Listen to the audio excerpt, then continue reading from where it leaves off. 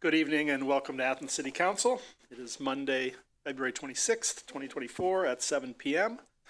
Tonight we have a series of committee meetings, first of which is Finance and Personnel, chaired by Jeff Reisner and joined by Michael Wood, Micah McCary, and Beth Clodfelter. Other council members can move down to the additional table. Thank you.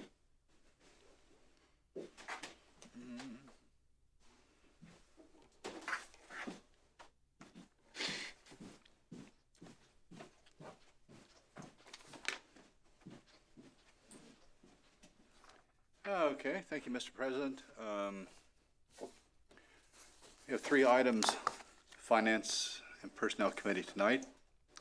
Athens City Code, amendment to update Title 17, Municipal Tax, project number 330, sewer system improvements, amending an item that was tabled on 10/24, and court personnel budget shortfalls. So first item is Athens City Code, amendment to Title 17, and let me get everything. Would the administration care to speak on this? Or, oh, the auditor's here. Hello, auditor. I kept leaning over. I didn't know if you could see me or not. With my vision tonight, I can't see anything. Well, that's all right. Yeah, this came from my office, of course, because the tax administrators are in my office. So one of our current projects, newer projects, is for them to review our tax codes and make sure that the wording is all correct, and that our municipal code I didn't know if you could see me or not. With my vision tonight, I can't see anything. On our website matches up with the state. Yeah, this came from my office, of course, because the tax administrators are in my office.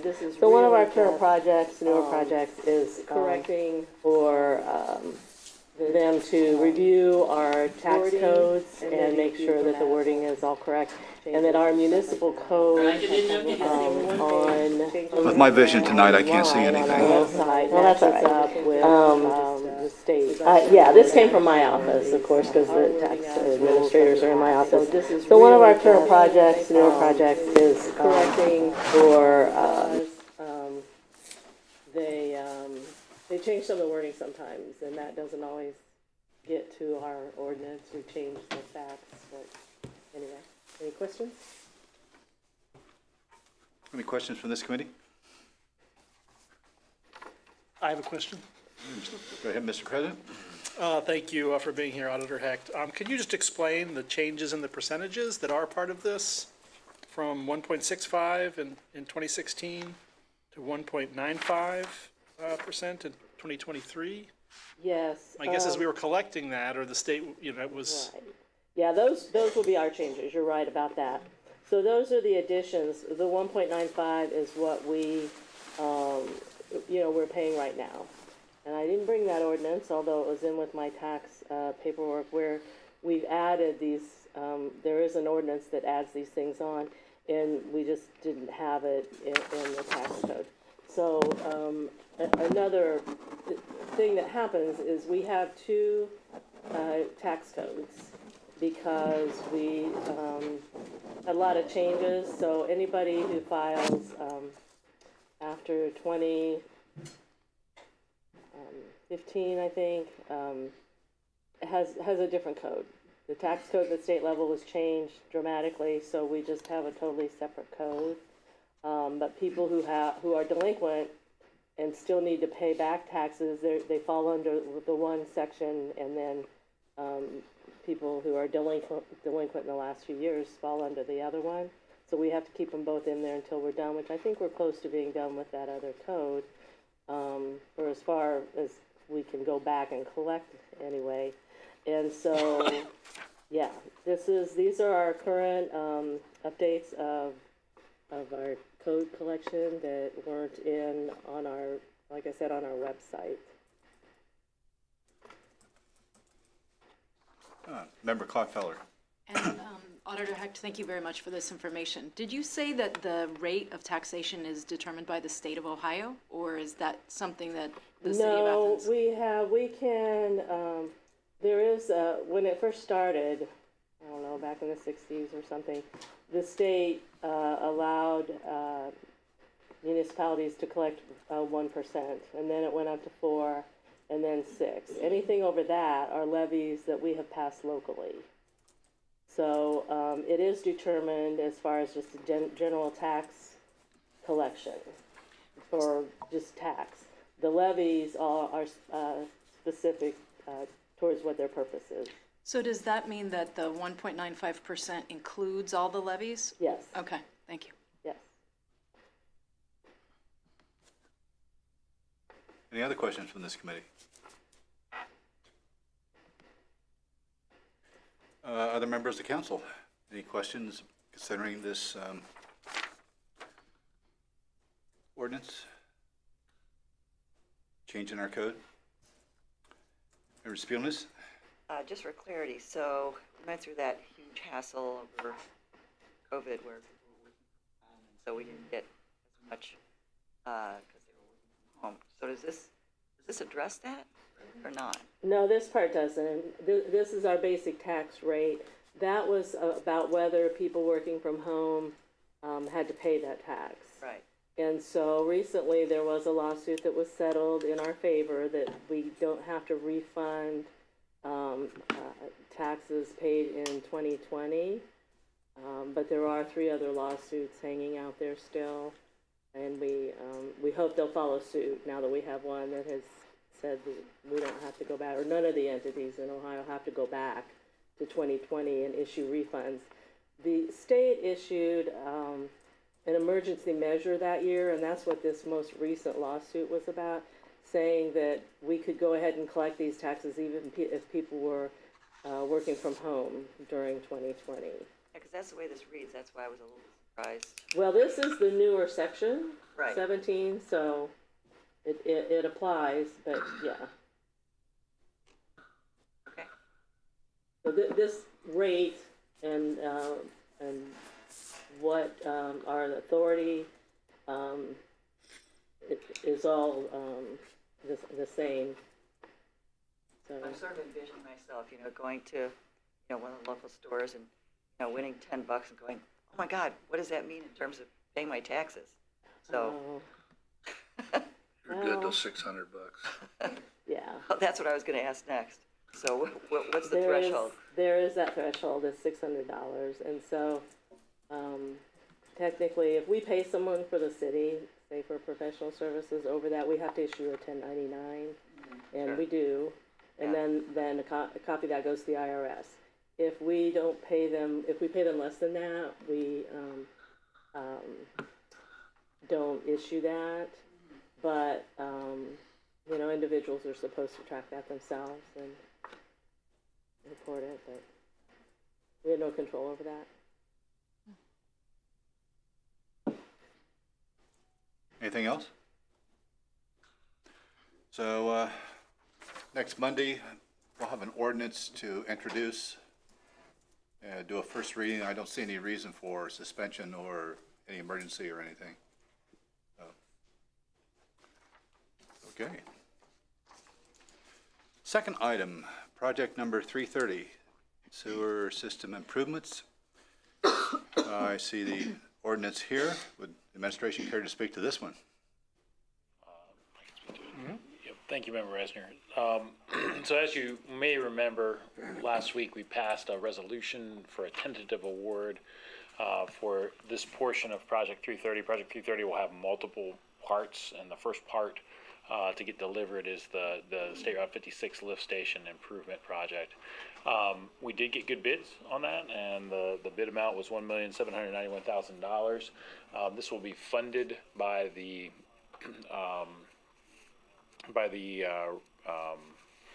Water Pollution Control Loan Fund. The application goes in. That includes that resolution of tentative award. So the actual appropriation I'll have pulled together next week, which will include the $1,791,000 plus a little bit of additional money for contingency and construction inspection that will take place during that project. So this is just the appropriation authorization. All right, so for Monday, we will have a motion to remove this from the table, and then you'll bring forth your amendments to this? with I'll the- get it to you in advance of that, the exact Okay. number. I need some additional detail from the staff on that, but, you know, bottom line is it'll be somewhere between $1,791,000 and $2 million. Okay. So when you get that, just send us an email to everybody. Sure. Any questions concerning this project from the committee? Mr. President, do you have any? I do not. Okay. Other members of council, any questions on Project 330? Finally moving along, great. Last, court personnel budget shortfalls. This one, I have to admit, it's nothing but confusion to me. We have a string of emails here, and I want to thank the president of council for putting a lot of this information together, or at least finding out where it comes from. I'm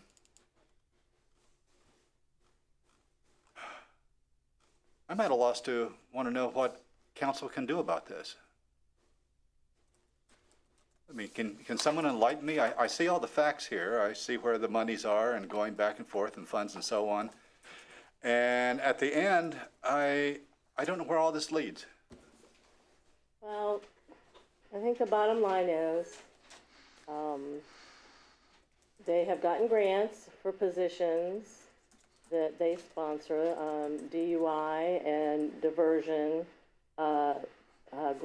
funds. And these are, special programs that they operate, and they have employees who do that, and it's mostly the employee, work on these, not a lot of other expenses. So I think the bottom line is, if we want our city to continue to have those programs, then they have to be supported by the general fund. I think you probably, I don't know, Sam, if you forwarded that email that Leanna in my office had sent out that showed how they've gone back and forth over the years, showing where sometimes the grant paid for the entire salary, sometimes it paid half, 50-50. We would share that. There's similar positions in the two funds, and sometimes we would pay someone out of both funds. Often it would be also paid partially out of the general fund. And so they are in a position right now where there isn't enough, we're not expecting enough revenue from the grant, which will end you know, in the fall on the federal schedule, but likely we will get the grant again. Likely there won't be enough money to support two full positions in a single grant.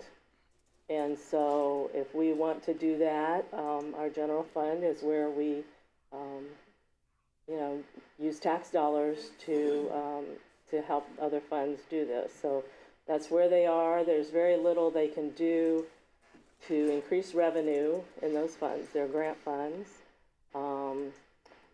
And I guess one thing I would like to put out there, we've had a VAWA grant, Violence Against Women grant, as long as I can remember, so I'm guessing at least 25 years. If they decided to cut back on that grant, you know, would we just drop that program, or would we pick up whatever was needed to keep it going? And so that is what council can do. They can decide to go ahead. We would have to do what that section 2 from the ordinance we had in front of us last week says, and decrease the budget, because we put, we actually do the personnel budgets for the city. So we put the personnel costs into the grant funds, thinking they would be paying for them this year. And one of the people in one of the funds had already been moved over to the general fund last year because the money was getting short. So it's just, we didn't realize until we looked at where we were this year with our revenue that we wouldn't have enough to pay the personnel that were in there in the grant fund to begin with, and so we are the ones who asked that this money be picked up and appropriated in the general fund to pay these people. Otherwise, we probably would have to lay them off, or I don't know what would happen with all that. So we have money in there now to pay them, but we can't wait until the last minute to decide whether to go ahead and support them or not. So I know that there are questions, including by me, of the finances and the revenue and expense in the court fund, and they have several grant funds besides these two that they operate, and I just think, you know, they have a budget for what they do, and I can't judge what they do. I don't know enough about it. They have clerks, and then they have these other programs. They have bailiffs. They have a court recorder, and so if we want to keep these programs going, so as I said, we call it the diversion program mostly for, it used to be underage drinkers, I think, to help first-time offenders either pay for the classes or work it off.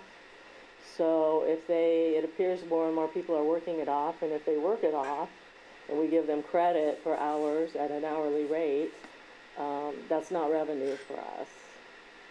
So the unexpended balance in that fund has decreased over the years.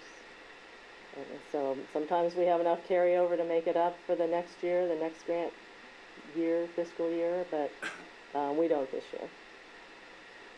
Do you have a copy of the ordinance you're referring to from last week? I do. Okay. What It's exactly does it so say? 1124. Did you want this, or somebody want it? I'd like to see it. You do? Is that what Yep. you said? Yeah. So it's section 2 that member Swank asked to remove. And I totally understand why that happened, but we're just at a decision now. No one is probably going to come and talk to council, and you just have to decide if you're going to support those programs and the counselors who deal with these people. All right, didn't have a copy with me tonight. Thank you.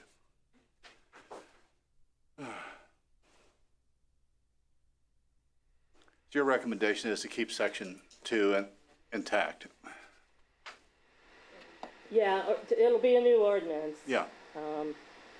Yes, that would be my recommendation. Okay. Let's start with Member Clodfelder, and then we'll work our way to Member Wood. Okay, thank you. Thank you, Auditor Hecht. It is good to know that the court is expecting a grant that would pay for one of those positions. Do you know if they have any grant proposals out there that might pay for the other one? And do you know what will happen at the end of this fiscal year for next year for those individuals? Well, they've had some personnel turnover in court just recently, and we've had some different people in our office gathering information. Usually we provide the cost of personnel for people writing grants, so we can include Medicare and pension and all the deductions that will need to be added on to the hourly rate. And so yes, they are absolutely working on grants. I don't know if they're new or if they're renewing these, but there have been 3 people in our office working on those, on different things. In the auditor's office? I'm sorry, coming into. Oh, okay. I meant from court. Okay. 3 people in, asking about information to Okay. use in their grant. Thank you for clarifying. Member Wood? Yeah, thank you, Auditor. And maybe this is a question you can't answer, but for Judge Grace and company. But I was just curious, if we don't step into this gap, the position will be cut, and then the diversion program as well is basically what we're looking at. So that loss of knowledge and loss of staff would be pretty much permanent then, right? That's, Well, I think we all know how hard that is to pick something up after you stop it and to go back into that, but, that, yes, that would be part of it, but it's also those loss of services for people that appear in court. thank you. Member McCary. Thank you. I was wondering if there's any reason why council wouldn't be able to get information on the various grant-funded court programs, including the diversion program and the Stop Violence Against Women grant that you mentioned, for the purpose of getting a better sense of how effective the programs were being. I heard you mention that we may not hear from a representative of the court, but is there any reason that anyone knows of why we couldn't ask for a report on the effectiveness of these programs? I don't think so. And if there We be get copies of these grants for our office too, that we keep on file.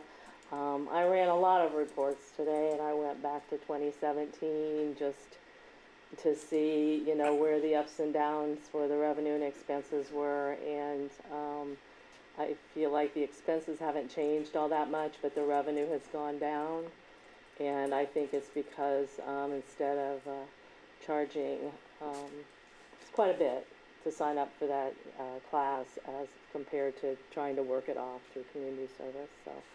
I think it's just You a know. follow-up question and a recommendation. Follow-up question is, can you share any deadlines by which council would need to take action in order to save the diversion program? I don't know that for sure. So one of the problems is if you wait until the last minute, our pay is on a 2-week delay.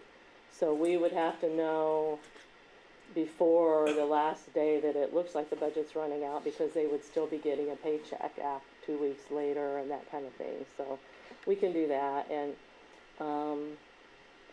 I guess we can ask if they can provide some of that information.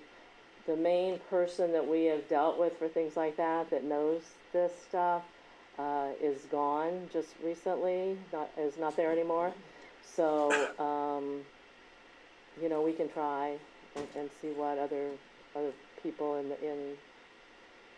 their area know about all this stuff. But I imagine they have to, you know, if they're getting a grant and renewing a grant, they have to report numbers and stuff. So it's got to be something out there. I had a comment, but I think there might be relevant information from the mayor, if I saw that correctly. Not necessarily relevant information, I think important information, and that being, you know, I appreciate the auditor trying to explain the way things are going, but I would strongly encourage council to ask for the judicial branch to come here and speak to a lot of the questions that you have before council, or before this session tonight, because these are questions that need to be addressed by the judicial branch of the city of Athens. It's my understanding that we've made that request, we just weren't able to schedule it for tonight. Is that correct, President Crowell? The judicial branch was invited on a number of occasions and was not able to come tonight, correct? I was just going to share my recommendation that in our request for information about the effectiveness of any grant-funded program, we look for not only numbers of our participants, but desegregate that by some race and gender factors to get a sense of whatever they can share with us about who's participating and what the outcomes of that participation would be. And if I may follow up, similar to Member McCary, I think it would be beneficial to council if they would be willing to share the grants that they've applied for and the amount of money they would expect to receive if awarded, just so we would have an idea of how much or for how long the general fund would have to be used to pay these salaries and expenses. Member Spilness. So, when I was a professor at Ohio University, my research area was reentry, and diversion programs were part of that. So I'm familiar with diversion programs. There are some that are really great and some that aren't so great. But as has been mentioned, when you get a grant, there's certain things you're supposed to accomplish. And in order to get that grant again, or to fulfill that grant correctly, you have to show how you have addressed it and what the evidence is that you have done well and how well you've done. So clearly that information should be available to us. And I find it stunning, say that word, that the third branch of government is not willing to be transparent with us. Because I personally believe strongly in diversion programs, and I think they can be very effective, but I'm going to go so far as to say it's a bit of a slap in the face to ignore the entity that funds the rest of the city. That's our job, is funding and making decisions about funding. So we deserve courtesy of hearing and seeing the documentation to show that it has been helpful and how helpful it has been. Again, I believe in it strongly. I want to see great numbers. I want it to be funded, but I think it's fair to ask for that kind of information. I think we have to remember that court is kind of its own entity, and we don't really have as much, or council doesn't have as much authority over court as they do, say, other departments and things like that. But Well, let me just read something here that Judge Grace sent to Council President Crowell. Good morning, Sam. Unfortunately, I won't be able to make it to council this evening. Things have been quite busy at court, both administratively and with regards to the docket. I don't think there is much more information that would assist council that I can provide by email, though. The court was fortunate to be able to cover a portion of 2 employees' salary last year through a grant.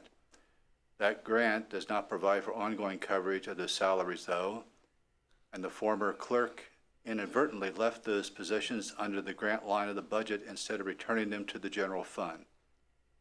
The ordinance should simply be a correction of that placement and should return the salaries for those 2 employees to the general fund. Thank you for all that you do. Todd Grace, Judge, Athens County Municipal Court. So there's your transparency there. I mean, he's replied.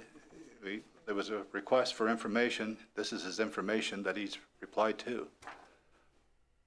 And let me get this out. I mean, he's the court, okay? He is the judge. He can make a journal entry and fund this position. Which he did. And exactly. just for the record, we do have Yes. that journal entry to pay these people. Right. So So we can request all day, and he can just say, no, I don't have to. I'm the judge. Thank you very much. Member Swank. Boy, this is, I see folks from junior high and high school here. This is a classic civics lesson in terms of the 3 branches of government. I would wager the mayor has recovered from his jet lag because he beat me to the punch on that. This is the 3rd time we have asked this. People come to us all the time to ask for money. Nick Tepe from the library comes, and when Nick comes, he provides what the Dolly Parton program has done for the 5-year-olds and under in Athens County. Tonight, we're going to have a representative from Orca come and talk to us about what Orca does for the county. There's got to be another one I'm forgetting here. This is not uncommon. Yes, he can stonewall us all he wants. But you know what? We can vote no on money. I think it's always disrespectful. I would like personally to see how effective programs have been. Solvay very clearly said there are very good ones and there are not so good ones. Who's to say we have one of the great ones? I hope we do. I hope we have a blue ribbon one. Well, you know what? How would we know? Excuse me, please. Oh, excuse me. I mean, it's my committee. I believe I have the floor and I have up to 10 minutes per our rules. Now, I'm not going to use the whole 10 minutes. Oh, whatever. But I rate, whatever. I raced back from the Columbus airport to extend a courtesy to the citizens of Athens to spend their money wisely. And without that information, none of us with a clear conscience can vote yay to spend their money wisely. I will make the request for the 4th time of the President of Council that we send a written invitation and send it certified mail if you have to have the presence of someone from the court here to answer the questions that we've had to pose to the auditor. We're putting her in a bad position. You know what this reminds me of? When I was about 9 years old, my little brother came to me and said, would you go to Dad and see if you can negotiate a higher allowance for me? I didn't do a very good job. because my dad froze it for 2 years. But that's what this reminds me of. We're playing a game. We're asking a common courtesy. Come share with us the good things about the program. And I think as a council, when we hear those, we'll probably unanimously vote to fund it for another year.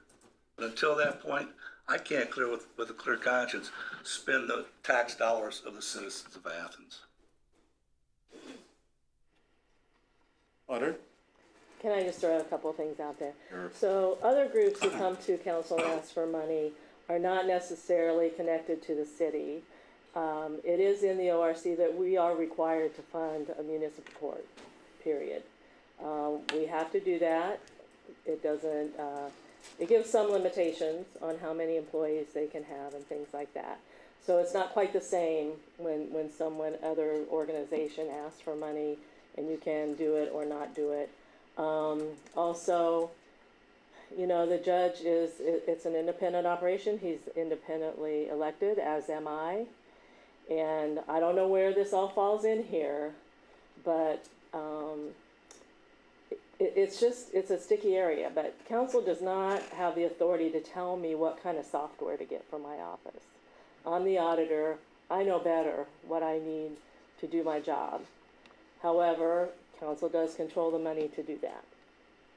So it just depends on how much you think is appropriate as far as trying to control another department.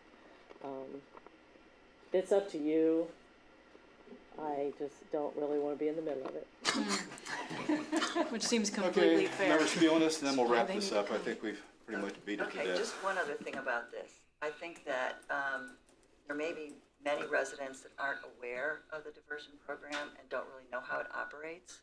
And so by coming forward and talking about how it works and how it has helped, could be a wonderful facilitating tool to get people to see the value of it and to get people engaged and make the city better.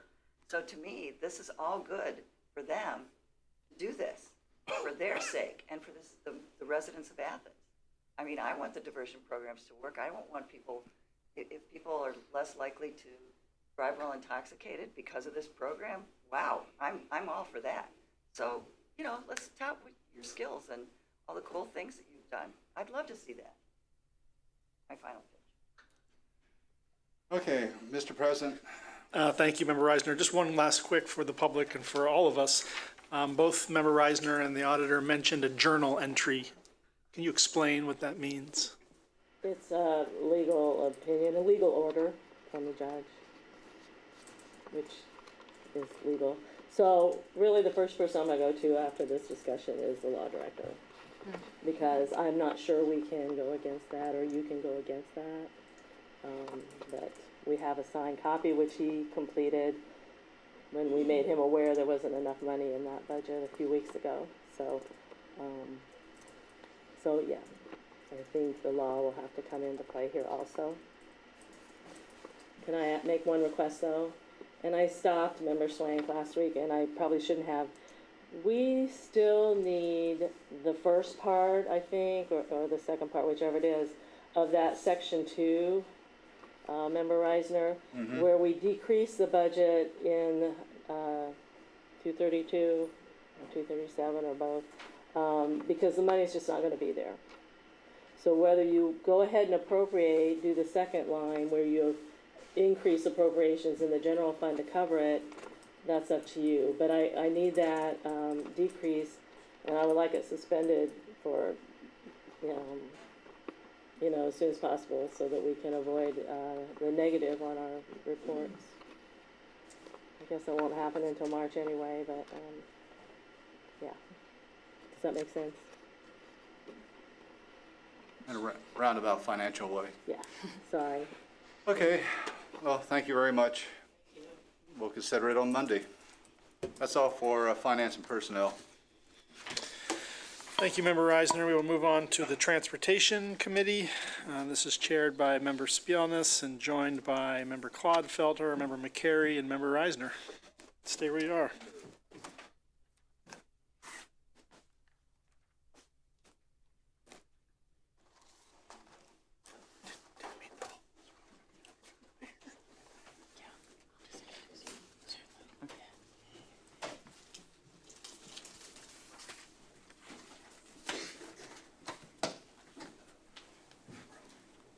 Okay, so we have two items today. One of them is actually introduced by a non-transportation committee member, Michael Wood. So this is something that he has thought about for a while, and would be a minor change to our ordinance amending Athens City Code Title 7, Traffic Code, Chapter 7.05, Parking Regulations, Section 7.0501R and S, Parking Prohibited and Restricted Areas, Section 1, and then 7.0501, Parking Prohibited and Restricted Areas. Michael, you want to take it away from here? Oh, Yeah, Member Wood, excuse me, sorry. Thank you, Chairwoman. It's my pleasure to bring this as my first actual law thing. This was brought to me by a constituent originally back when I was back when we were campaigning, and it's to change it so that parking uptown on the weekends. If any of you have parked uptown overnight, you might have gotten a ticket, $40 ticket for street cleaning, but the thing is that no actual street cleaning occurs on the weekends. So the issue here is that with the ticketing, it encourages people to maybe drink and drive, maybe go and take chances that they wouldn't otherwise, or be penalized for making a wiser choice. So I think particularly on the weekends when we don't have any street cleaning and there isn't normal collection of fees, then we should let people park overnight. Again, to sort of decrease chances that people would make poor decisions based on their facing a $40 ticket. So the chair was kind enough to add this to her committee, and I appreciate it. I hope that this is something that is kind of like a small change we can make that'll help community members, and it's a pretty small ticket change, but I think it'll also be beneficial to everyone. So with that, I introduced this to make it so on Court Street on the overnight fees would not be there. Thank you, Member Wood. I appreciate your thoughts on this, and since we just talked about diversion programs, again, we don't want people drinking and driving, so anyway, however, I did I was able to speak with administration today, and they brought up some things that honestly I didn't realize, and so it illustrates why it's important to talk to everybody involved before we make final policy decisions. Like I said, I teach policy, so sometimes there's things that you think sound like a great idea, and they are in many ways, but there's some other things that they brought up that was a surprise to me. So, and I wasn't able to catch you to tell you what they said. So anyway, Mayor, do you want to talk about this? Or, Absolutely. but I think it's kind of important to raise this issue because I think that people have been talking about this, and I think it's a good idea to say, okay, well, here's some things that we could do. What are some possibilities? Okay, so you want to take it away, Mayor? Thank you, Councilmember Spilness. Yeah, I'm going to take us in the Wayback Machine just for a second. When I was the doorman at Tony's back in 2004 to 2008, street sweeping was going through. And I can tell you, as a sober person working as a doorman in a bar and helping to clean up afterwards, and 4 o'clock in the morning, my truck was still sitting out on State Street, and I was ticketed as the street sweeper was going by. I'll also share with everyone that since I've become mayor in 2016, I've been engaging with Kurt Mayle, head of the street department, to increase street sweeping on, not only high event days, but, on Sundays in particular, because we were hearing from a lot of citizens who attend our churches in the uptown area. And at the end of the day, they were appalled by the condition of the sidewalks, and equally important, the gutters and the curbs, the streets in the city of Athens. So to dispel any false information that's flowing out there in terms of the street sweepers are running, we have a log of all the days in which the street sweeper is running on Court Street and the laterals coming into Court Street. So the street sweepers are running between 4 and 6A. to remove that piece of legislation, which is an administrative function, to be able to sit there and say, okay, the street, no parking is allowed between said times, number one, affords for the street sweeper to be able to freely access cleaning of our city streets. But number two, one of the things that we always experience in the uptown, I shouldn't say always, let me rephrase, during street closing events, to when they open up again, if someone is parked there in that vehicle, street sweepers having to go around it on high impact events, what's going to happen is we're going to start to see more litter in the uptown area by doing something like this. I have been very diligent of changing the perception of Court Street in the uptown area for visitors, for parents of students, for students themselves, for people who are visiting who have no affiliation with the university. To do something like this is going to really set things back immensely. We'll start to see storage parking. We'll start to see people who are attending our churches in the uptown area finding that they can no longer find a place to park on the street if they so choose. And I should remind everybody, we have a parking garage for a reason. That parking garage is there to where people can park there for extended periods of time if they know that they're going to come uptown and partake in our uptown bar industry to the point that they find themselves not able to get themselves home in their vehicle. That car can stay in the parking garage. They can find some other mode of transportation, hopefully where they're not behind the wheel, to get themselves home. I will say that parking enforcement is out there. The police department really is out there, and there are citations that are given to those vehicles. Rarely, if ever, is a vehicle towed during that time frame. They get a citation, but I think to enact something like this, council, it is really setting us backwards in a motion that I don't think that the city wants to go. We've been very intentional in how we're managing the uptown environment, and a lot of it is for our uptown economy, to make sure that if uptown looks attractive, people are going to come. We have a log I can share with you, Councilmember Wood. You can see the times in which our street sweepers are uptown sweeping, but I can't speak for previous administrations, but it has been intentional under my administration that this is what we do in order to change the perception that I took on when I became the mayor of people not wanting to come uptown anymore because it's filthy, it's dirty, and it's a bunch of people who are doing whatever they're doing. And I'm not getting, that's a whole different story. So I feel strongly about this, that this is not the right move to make, but I'm going to cede to council if any other council members want to chime in who have experienced the evolution of the uptown area, Court Street in particular.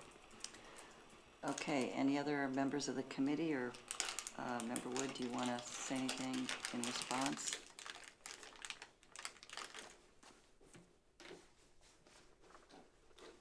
Thank you, Chair Spielness. I just would ask for clarification from the mayor. Appreciate that additional information. And just to be more specific, that includes, that log will indicate we do cleaning on Saturday and Sunday.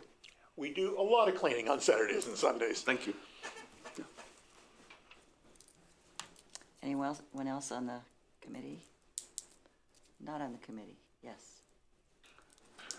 I'm going to have to engage Director Stone on this because I don't know the rules and regulations. You and I talked today, and I appreciate that. And one of the things we agreed upon was the responsible use of the parking garage. When one goes uptown, whether it's to have dinner at Salam or a couple aquariums at the pub, putting your car in the garage would take care of that.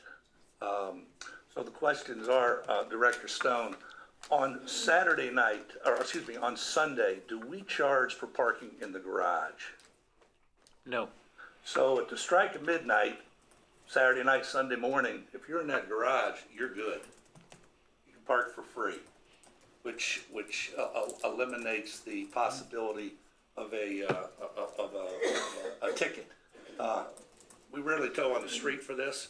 We never tow out of the garage. In fact, there's a car sitting on the third or fourth floor right now that's had a boot on it since the time of Methuselah. You just can't tow a car out of there. I mean, it's not going anywhere. But I called a couple people today whose opinion I truly value. One is an insurance agent, and asked about the ramifications of a DUI. Generally, the first thing that happens is you lose your insurance policy. And then you have to go to a high risk. So that doubles the cost. Secondly, you're going to pay $2,000 to $4,000 in attorney fees. Third thing that could happen is you could lose your job. If you have a CDL license, then you have to go through an assessment program. And on and on and on. A DUI is a very serious offense. And I don't mean to sound holier than thou because I like my wine with dinner too.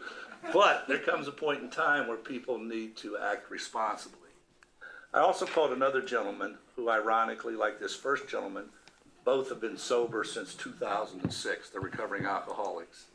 And both of their comments were this, that if you do something like this, in a sense, what it does is it enables irresponsible behavior. So to that end, I'm wondering, and we would have to, Mr. Mayor and Mr. Stone, we would need to run the data on this to see how much money we are currently bringing in on Friday night and Saturday night in garage parking fees. And if it's not a substantial amount of money, would we be able to, after 6 o'clock both nights, to offer free parking in the garage as a means to get those people who might want to have that extra beer, and I'm not being judgmental, to have a safe place to park their car and store their car till it can be retrieved the next day. I can't say we could unilaterally do that because the financial hit might be too much. As the auditor has told us 2 weeks in a row, we need to watch our money this year. But I think it would be something worth looking into that would address the cleanliness of uptown. And I've seen people walk into the Presbyterian Church and they're looking at the ground. You know what it reminds me of, if you're old enough to remember this movie, Back to the Future 2, when Biff took over and what that town looked like. Well, we don't want uptown Athens looking like that. So I think we might be able to address both things. Responsible drinking and responsible driving, and being able to clean the streets. So I would ask if you get a chance maybe to look into that, and if it's possible, come back to council. And although we probably don't need to come back to council, as you said, those hours are an administrative function. Sure, thank you, Member Swank. I think that brings up an interesting point. You already have this on the books, and it already looks like that with the street cleaning. So therefore, changing this would not modify that. You lost me. Sure, if you're saying that it looks like we currently have the street sweeping, as the mayor said, and we currently have this penalty. But to your point, if you believe that, it looks like Back to the Future, which is a great reference, with those fees, and removing them would not change that. Because if that street sweeping is already happening, therefore, and it already looks like this, then why not make an improvement for the other folks?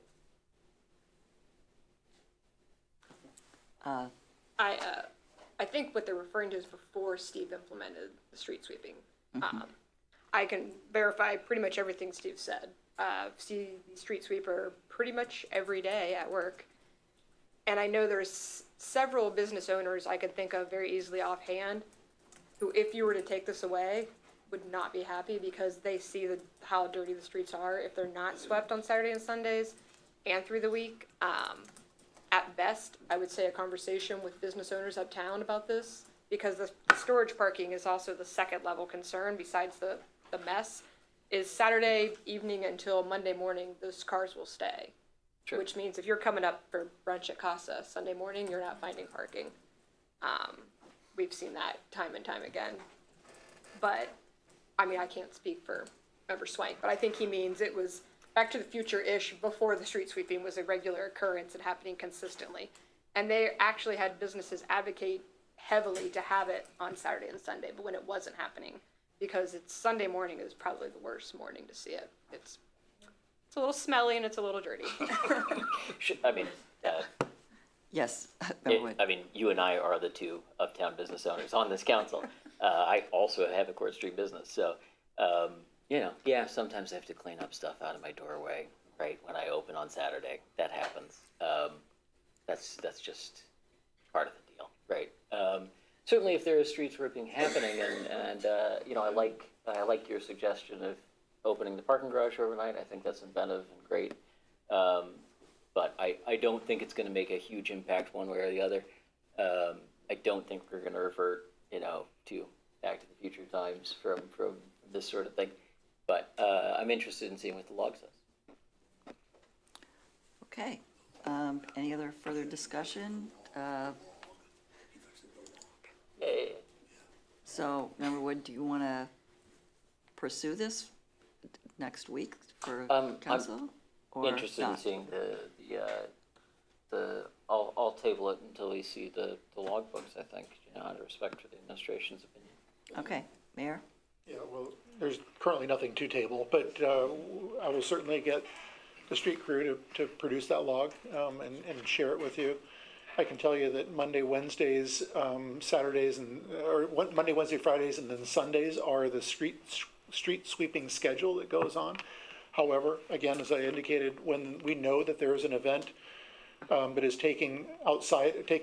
going to take place outside of those days, that I always instruct our street crews to have the street sweepers, and we're paying overtime for that, but it's that important for our community, you know, when we're sitting there trying to change the narrative, to change the appearance of the uptown area. That you'll probably see some one-offs in that as well with street sweeping, so that's fine, we can get you that. I don't have an issue with that. I think, if I may, just briefly also kind of give an applause to an individual who is out there every single morning, and I know other businesses are too, so I appreciate that. But Gene Arms at the College Bookstore, I often see him out there on the sidewalks policing after people. A good friendly reminder is that the property owners on Court Street in the uptown area, as well as the laterals, they are responsible for sweeping their properties, and they are also responsible for sweeping those properties 18 inches out from the curb into the street. Rarely do I see that taking place. I'm not blaming. I'm just stating the obvious, that while it is a business owner's responsibility or property owner's responsibility, which really is ceded to the business owner, is that our street sweeping service, which is of no fee to you other than part of the tax paying process, that they're out there sweeping and cleaning up those gutters and curbs to make sure that the appearance of the uptown area is improved. I do have one more question, though. With the parking garage that's being renovated someday, that's taking a long time, the idea was that there was going to be fees 24/7, right? So if that's the case, and we're encouraging people to park there overnight, but they're probably not going to be going back every 2 hours to feed that meter all night long, I don't know how that would work. So I think that's give some thought to that, please. Yeah, I can speak to it briefly, Member Spalding. So right now, Sundays are free. So, you know, we will look at revenue that's derived from, you know, 1,800 hours on Friday evening through, you know, midnight on Saturday going into Sunday. We can query that and look historically as far as a percentage of take that happens during that time. You know, we'll probably have to figure out, you know, it'll be rough, because, you know, there's a Monday morning aspect to that for collections, and especially coin-operated credit cards are not that big a deal, but for coin-operated, you know, the app rather, but for coin-operated, you know, there's a period of time from midnight on Sunday till 8 a.m. on Monday morning where, you know, collections are happening during that time frame that you wouldn't know whether it was attributable to Saturday or whether it was attributed to Monday morning, but we can get roughly the amount of take that happens during that kind of 24-hour period, and make a determination whether or not it's the juice is worth a squeeze to provide free parking for people to come uptown, get liquored up, and leave their car. Well said. Thank you very much. Appreciate it. Glad you're thinking about this. And we have one more under transportation. And so this one was under when Member Reisner was the chair, but it is a proposed revision that the city is concerned about. So it's an ordinance authorizing preliminary engineering services for the State Route 68256, that's Union Street, folks, intersection improvements. So adding some more whereases and adding some additional money.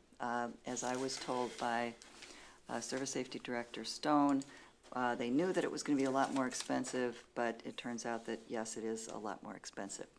So, the whereases, the construction cost estimate after the completed Stage 1 design is approximately $3.5 million.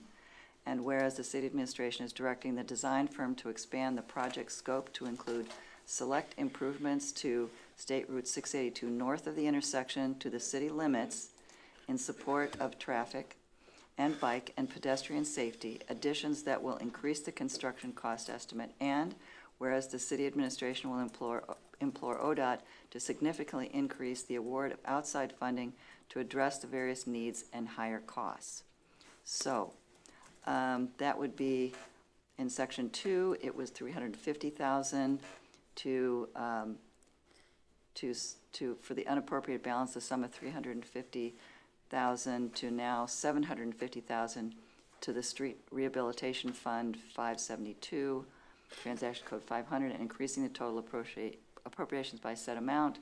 And then section 3, the Service Safety Director is further authorized to expend up to $750,000 from Street Rehabilitation Fund for said project. So some moving monies around. But to give some perspective on this, if you know those apartments that are now across 682, those big multi-unit, 191 units, I believe, that is going to add more traffic, and there's some concerns about the increased traffic after Johnston Road was closed, and we've got young drivers going that way normally, so it's an increased hazard. So trying to slow down the traffic with the possibility of adding another roundabout, so roundabout at 682 and 56, and then a smaller little roundabout just north of that to slow the traffic down and create a little easier entrance into University Estates Boulevard and also Lurie Road, and yeah, there's a couple roads there. But anyway, it's become more urbanized. We're looking at, well, that's another issue, bus stops, et cetera. But anyway, there would also be some pedestrian walkways and a crosswalk so people could catch the bus or walk or ride their bikes down that way. It'll be a great improvement to that part of the city. It'll be a little complicated, the actual construction of it, but you know, how do you put a roundabout in 682 and 56 and have the traffic flow continue during that construction period? But I'm getting ahead of myself. In any case, we need a lot more money to make this happen, as I explained, and if the administration would like to add more to that, I'd be happy to hear about it. Sure. Thank you, Member Spanos. That was a great recap of the situation there. During the pandemic, ODOT did a safety study of the State Route 56 and 682 intersection. Ultimately determined that there needed to be some improvements. Now, unfortunately, during the pandemic, traffic was a lot lower, right? So, but nevertheless, they did determine that some safety improvements needed done there. That safety study yielded a couple courses of action. One would be to add lanes and update the signal. The other was to create a roundabout, and that was the one that we wanted, as well as what ODOT ultimately landed on. They awarded money from the Federal Highway Administration Safety Program of $1.4 million, or $1.39 million. I think it's the first whereas in your existing ordinance. Not remotely enough to touch building a roundabout even 15 years ago. But that was the money they had available in the program at that time. Last year, you appropriated and authorized money to do engineering up to Stage 1 design, which ultimately would give us a pretty good cost estimate. And that cost estimate has come back, and it's about $3.5 million. And so we do intend to go back to ODOT and ask for more money. The deal you make with them when you're doing large transportation projects is that the local government pays for design and then 20% of construction. And then ODOT and Federal Highway Administration pay for the other 80% of construction. That's traditionally how all those funding streams work. However, they cap it at a certain amount. In this particular situation, they've capped it at $1.395 million, which is not enough, right? So we've done design up to Stage 1, and we paid for that. We'd like to ask you to appropriate and authorize more money so we can do the remainder of the design and get it ready to bid. In the meantime, we're going to go back and lobby hard to the Ohio Department of Transportation to fully fund this project, as well as fund improvements on the area from 682 and 56 up to the city limits on 682. So hopefully that clarifies it a little bit more. We knew we were going to come back to you last year when we passed this, but we didn't know exactly how much for, and so now we're coming back to you to allow for the remainder of design. Thank you for that additional information. I do want to point out to the audience and everybody listening that the city has done a wonderful job of getting grants on all kinds of things, and we thank you for that. So hopefully that will happen here. Any comments, questions, concerns from the committee? Yes, Member Swank. Famous 2 words, timeline. So this is probably 2026 construction. We can bid it as early as July of 2025, but that's the construction window. So obviously construction in that particular intersection is extremely impactful on local traffic because there's no way around, or the way around goes a really long way around. If you watched when we did the improvement in 2006 or the bridge replacement in 2000, in both of those projects, it was really impactful. And so we're going to try to fit as much of this construction, particularly that limits traffic in the summer months when school is out of session, but it's going to be a challenging construction project. Anything else? Yes. Just a clerical point for the clerk. The amendments to the existing ordinance will have to include updating of the amounts in the words as well as the numbers. Does that make sense? Thank you. Okay, that is it for transportation, unless there's any final comments. Thank you.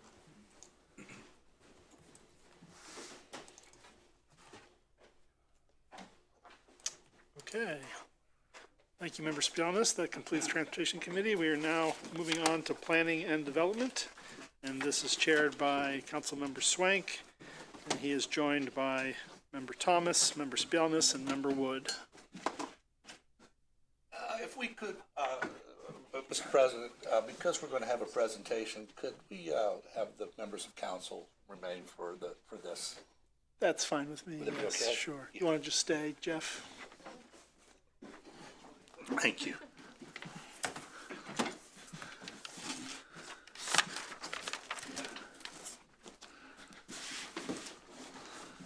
Okay, now the fun begins. And I say that in all truthfulness. When people come to a community, one of the things when people think about coming to a community, one of the things they check out, in fact, in many cases, they check out first, what are the schools like?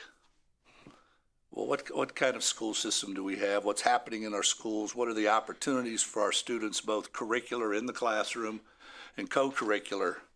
And tonight, we're lucky enough to have some students from our middle school. Following their presentation, we're going to be talking about the renaming of a right-of-way down on the west side. And to help us talk about that and understand it, it's best that we find out the why. In the not too distant past, at Athens Middle School, a co-curricular activity evolved out of a class, and it became known as the Andrew Jackson Davison Court. And for those of you at home and for the press, a little spelling lesson.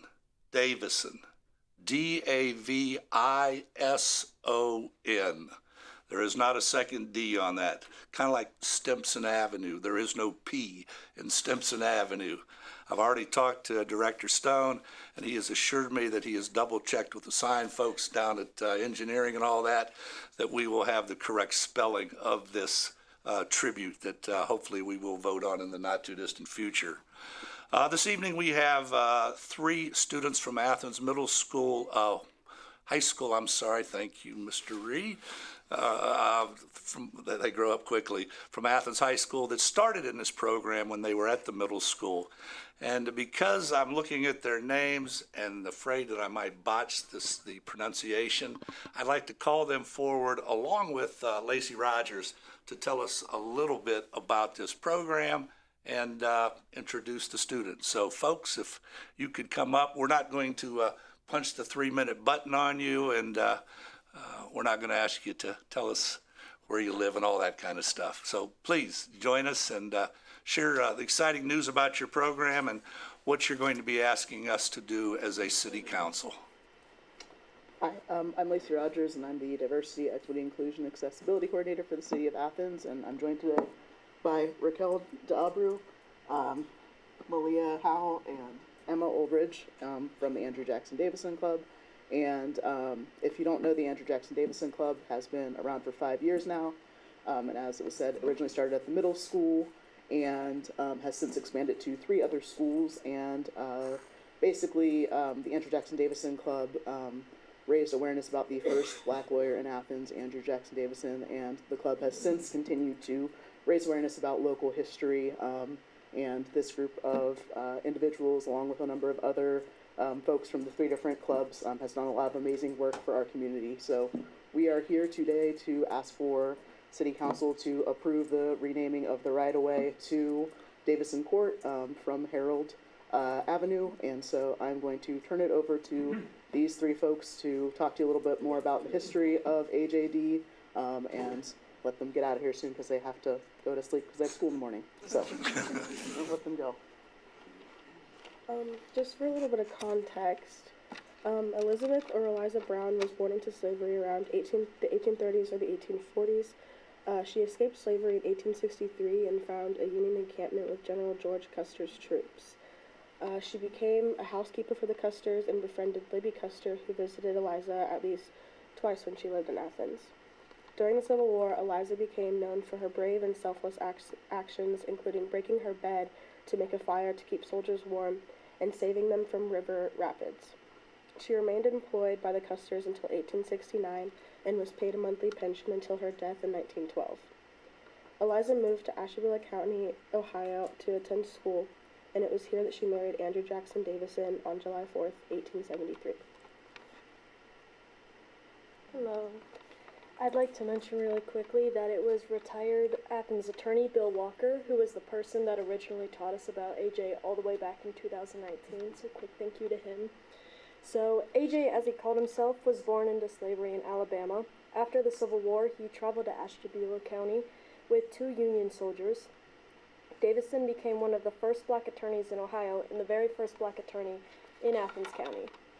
The Davisons first moved to Albany in 1873, and he began to practice law in Athens. Later, the couple purchased a home on Washington Street, formerly known as Dean Avenue, that runs right behind the middle school, from which he could walk to his law practice on Court Street and the courthouse. 1873 was a busy year for AJ, as he also decided to run for the first time for Athens County Prosecuting Attorney. He was never elected, despite even changing his political party affiliation. Davison died in the Athens County home on August 24th, 1922. There was no gravestone at his gravesite in the West State Street Cemetery to commemorate this extraordinary, inspiring, and remarkable man until W.E. Peters placed a headstone many years later. Andrew Jackson and Eliza Brown Davison are significant citizens in the story of Athens. They are excellent representatives of Athens' progressive heritage. As proud Athenians, it is our duty to honor them by naming our new street Davison Court. As Andrew Cheeky stated, it is about time Davison got his court. It's the right thing to do for our city government. Are there any questions from City Council? Emma, I think, I'm sure you probably don't know this, but this young lady sitting to my right happens to be Mr. Walker's better half. So as I am, I'm sure she's very, very happy to hear that her husband had some impact on the formation of this. As a former history teacher, and then I'm going to open it up to the members of council, I have one question for you. Other than what you learned about the Davidsons, what was a very important lesson you learned from all of this, or something you didn't know about prior to embarking on this journey? I can say for me, it was being passionate about something. So I'm one of the founding members, so I was in that original crew from 2019, and I was not enjoying school very much at the time, and I was begging my parents to let me drop out. And so this opportunity gave me something to be passionate about, and it's carried me through the rest of high school, and I'm now going to college next year, which I never thought I'd be doing, so I'm really thankful for that. Members of council? Yes. I'll just say that I was fortunate enough to attend the Black History Month events at Athens Middle School last week, and you all did a tremendous job with the high school club and the middle school club, and Lacey and Andrew. It was really spectacular, and the students from Ohio University who participated. It was wonderful. I hope that continues for us forever. Thank you for that. Just go right down the line. Member McCary. Thank you, Chair Swank, and thank you, President Crowell, for that comment about the success of the 5th annual dinner and celebration that commemorated our Black History Month very recently. I also wanted to just mention the growing optimism I have for community support for events like this, as that dinner and some past ones have received funding in part from Ohio University and from our Athens County Foundation, and I know that the folks who have been involved in that tradition are hoping that there'll be even more financial support and community engagement in events like that moving forward. Member Clodfelter. Well, I would like to thank the three of you and all your classmates who have worked hard since 2019, which is a pretty significant chunk of your lives thus far, to bring more attention to these important people who are part of our community and to make this community more aware of them. And I think whoever hit upon the idea of naming a road after them, it was a really good one. I would just congratulate you all. I remember the first event and when it first started, and you've grown a lot, and it's really impressive. To my left. Well, I was really inspired by the fact that you found something to be passionate about. And I think that's a lesson about education, is it's amazing. I mean, I could tell all kinds of stories, having been, teaching myself, but to see somebody get to a place where they just weren't excited and then something sparked it, and that just changes your life. And I'm hoping we can do a lot of things like that. So congratulations to all of you. Thank you. Gentlemen, further comment? We're having a thing on Thursday morning, maybe, correct? Yes? 10 with the mayor? Yeah? 10 a.m. 10 a.m. There will be a dedication ribbon cutting for the new Davison Court. And there's one person, and I apologize that we have forgotten to recognize, and that would be their faculty sponsor, Mrs. Angie Hall is hiding back there somewhere. Thank you, ma'am. This is very inspirational. They're my inspiration. Thank you, ladies. Hopefully they will let you out of school Thursday for that They'll be rib. there. Okay. Good deal. The mayor will write you a note to get you back into class. In a heartbeat. Yeah. Mr. Mayor? I would like to comment briefly. As was indicated earlier, yes, I am a little jet lagged. I arrived back in the States last night at 11:30 from Ukraine. And I got to tell you, to listen to you, when I was over there, to listen to students talking about the heritage of their own communities over in Ukraine, and to listen to you, props to you.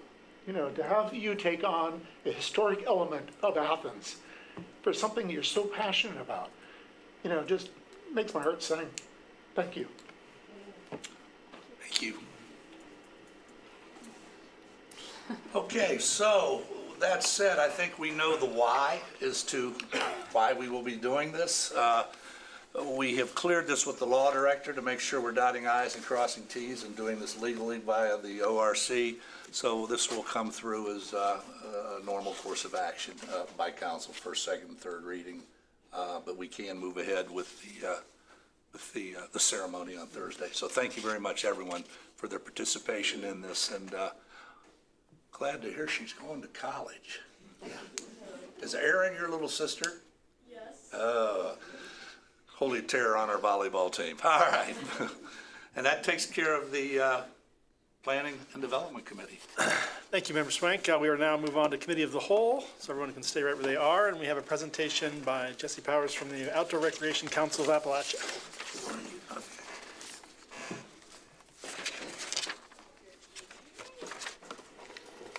Great to be with you all tonight. Hard to follow that act, though, although it was not an act, very authentic. Thank you all. I'm here to share the Outdoor Recreation Council of Appalachia, or ORCA, 2023 member report.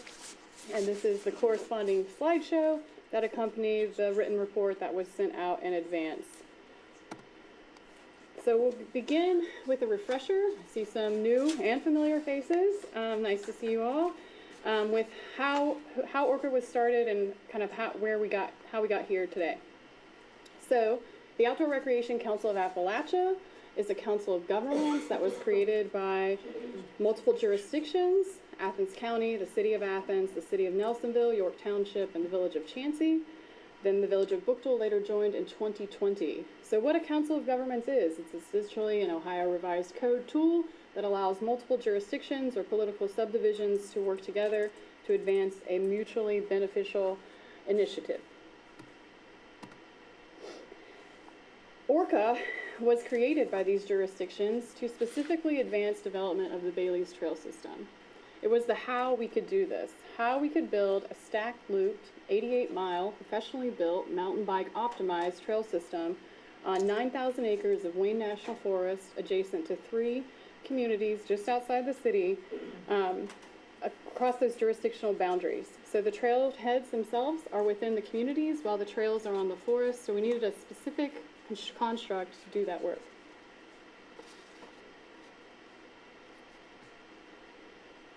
I'm going to back up one. I think everybody knows this because we've got it all over the place, but upon completion, the Bailey's Trail System will be the longest continuous mountain bike optimized trail system of the highest quality east of the Mississippi River. I looked it up today. That's 26 states out of 50. We got this, right? Significant. When ORCA was created, as you can see here, the mission and vision really allude to the greater opportunity.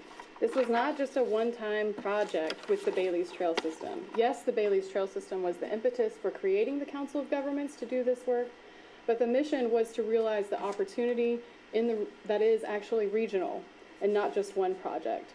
The vision was to create an entity that could fill capacity gaps that local government is familiar with, and our values, community, quality of life, sustainability, innovation, inclusivity, shared stewardship guide our work every day.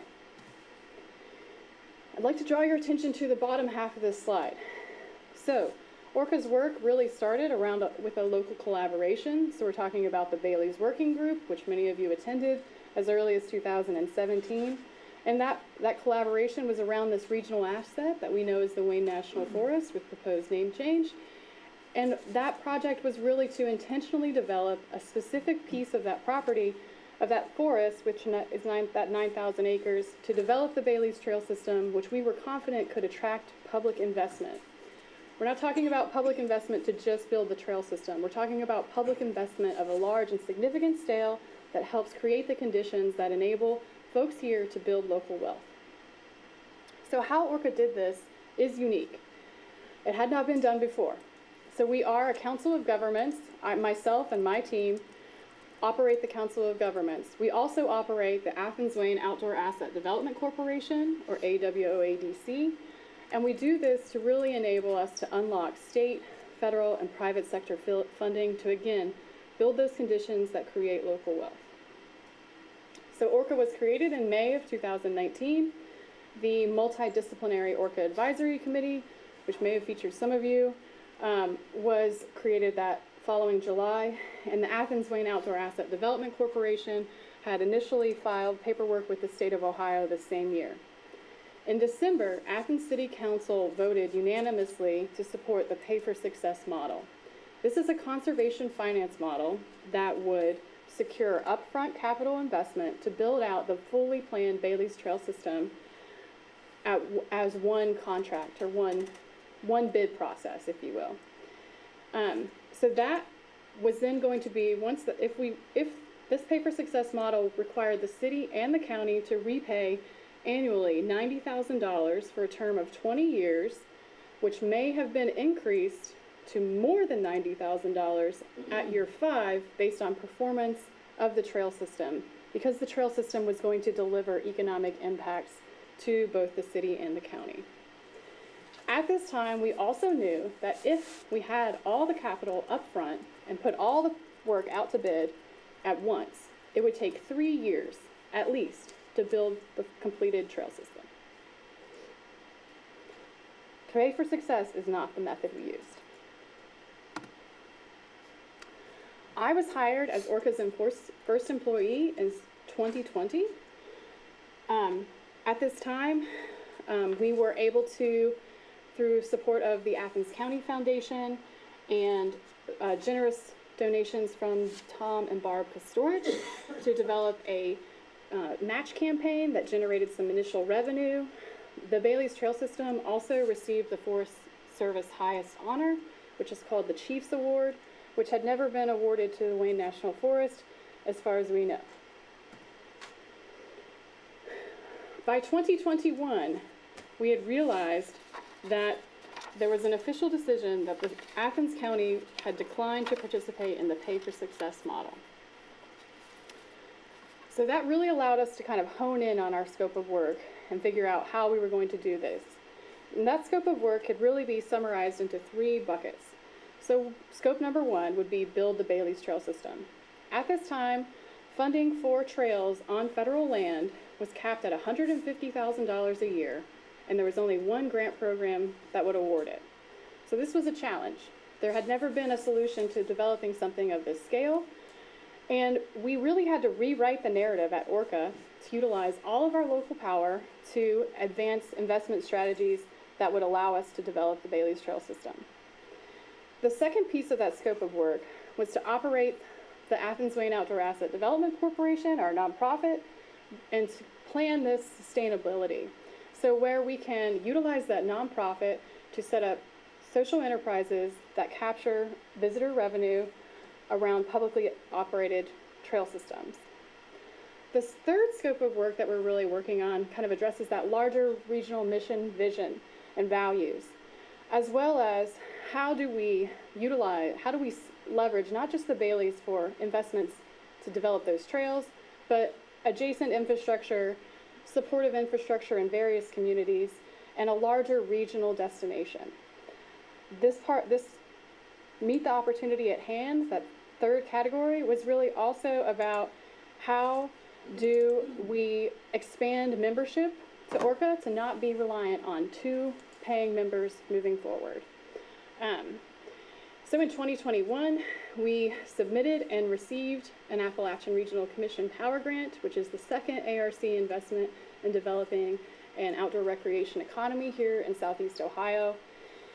We most excitingly secured a $2 million state of Ohio investment where we were able to pilot investing in development of the trail system as a asset-based and proven economic development and diversification strategy for our rural area.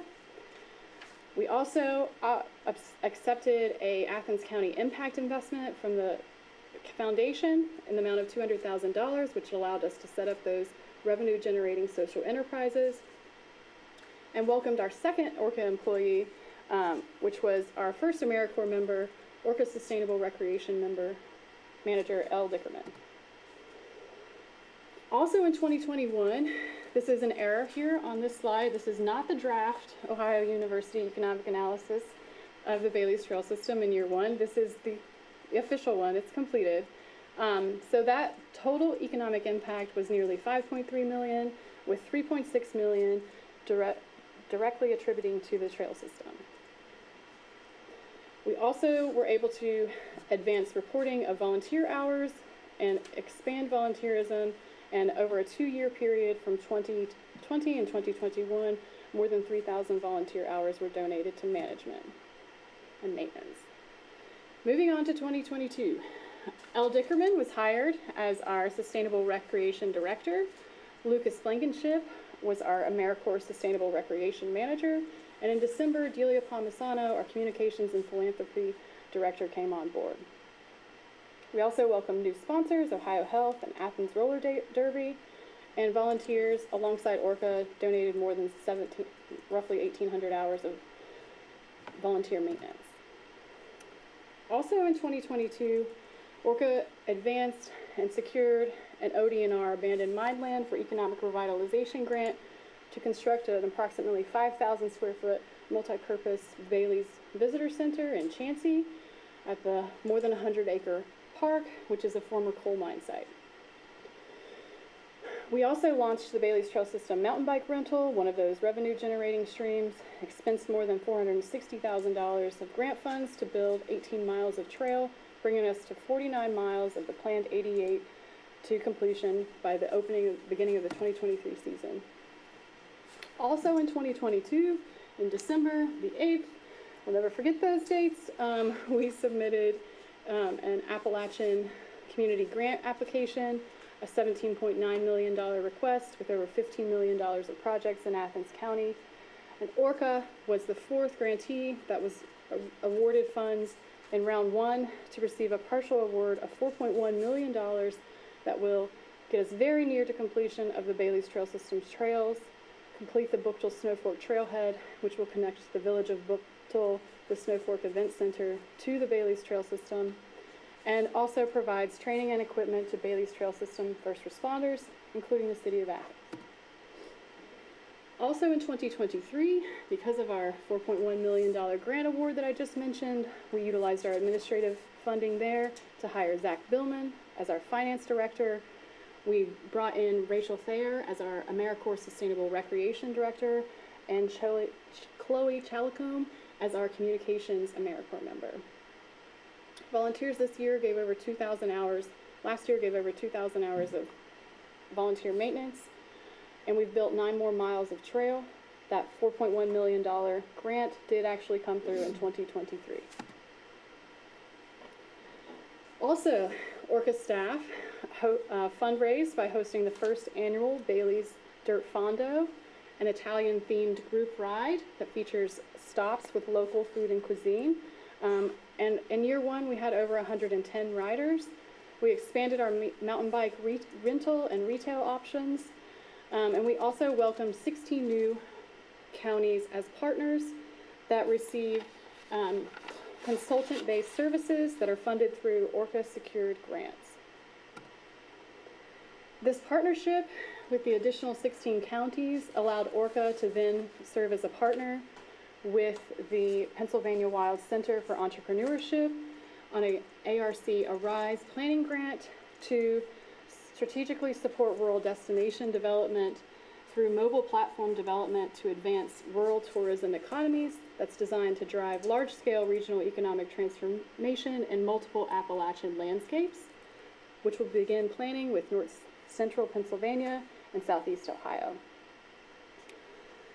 This last December, Orca staff supported RCAP's Real Rural Revitalized Appalachian Community Grant application, which was a more than $240 million application that included $6.3 million of projects for the city of Athens and more than $25 million of projects within Athens County. So to summarize what the $90,000 of the city of Athens membership dues have garnered since 2021, our poorest performance was $3 million of outside investment in 2022, but we are pretty confident that most folks would see that this is quite a significant return on investment. Now, this is not a cash return on investment, but it's not a sewer system either. So this is to develop a one-of-a-kind public infrastructure asset that will be utilized to increase visitation to the region over time, tie into a larger regional strategy, etc. Just some highlights. So in 2020, the Bailey's Trail System was elevated to the national level by receiving that Forest Service highest honor.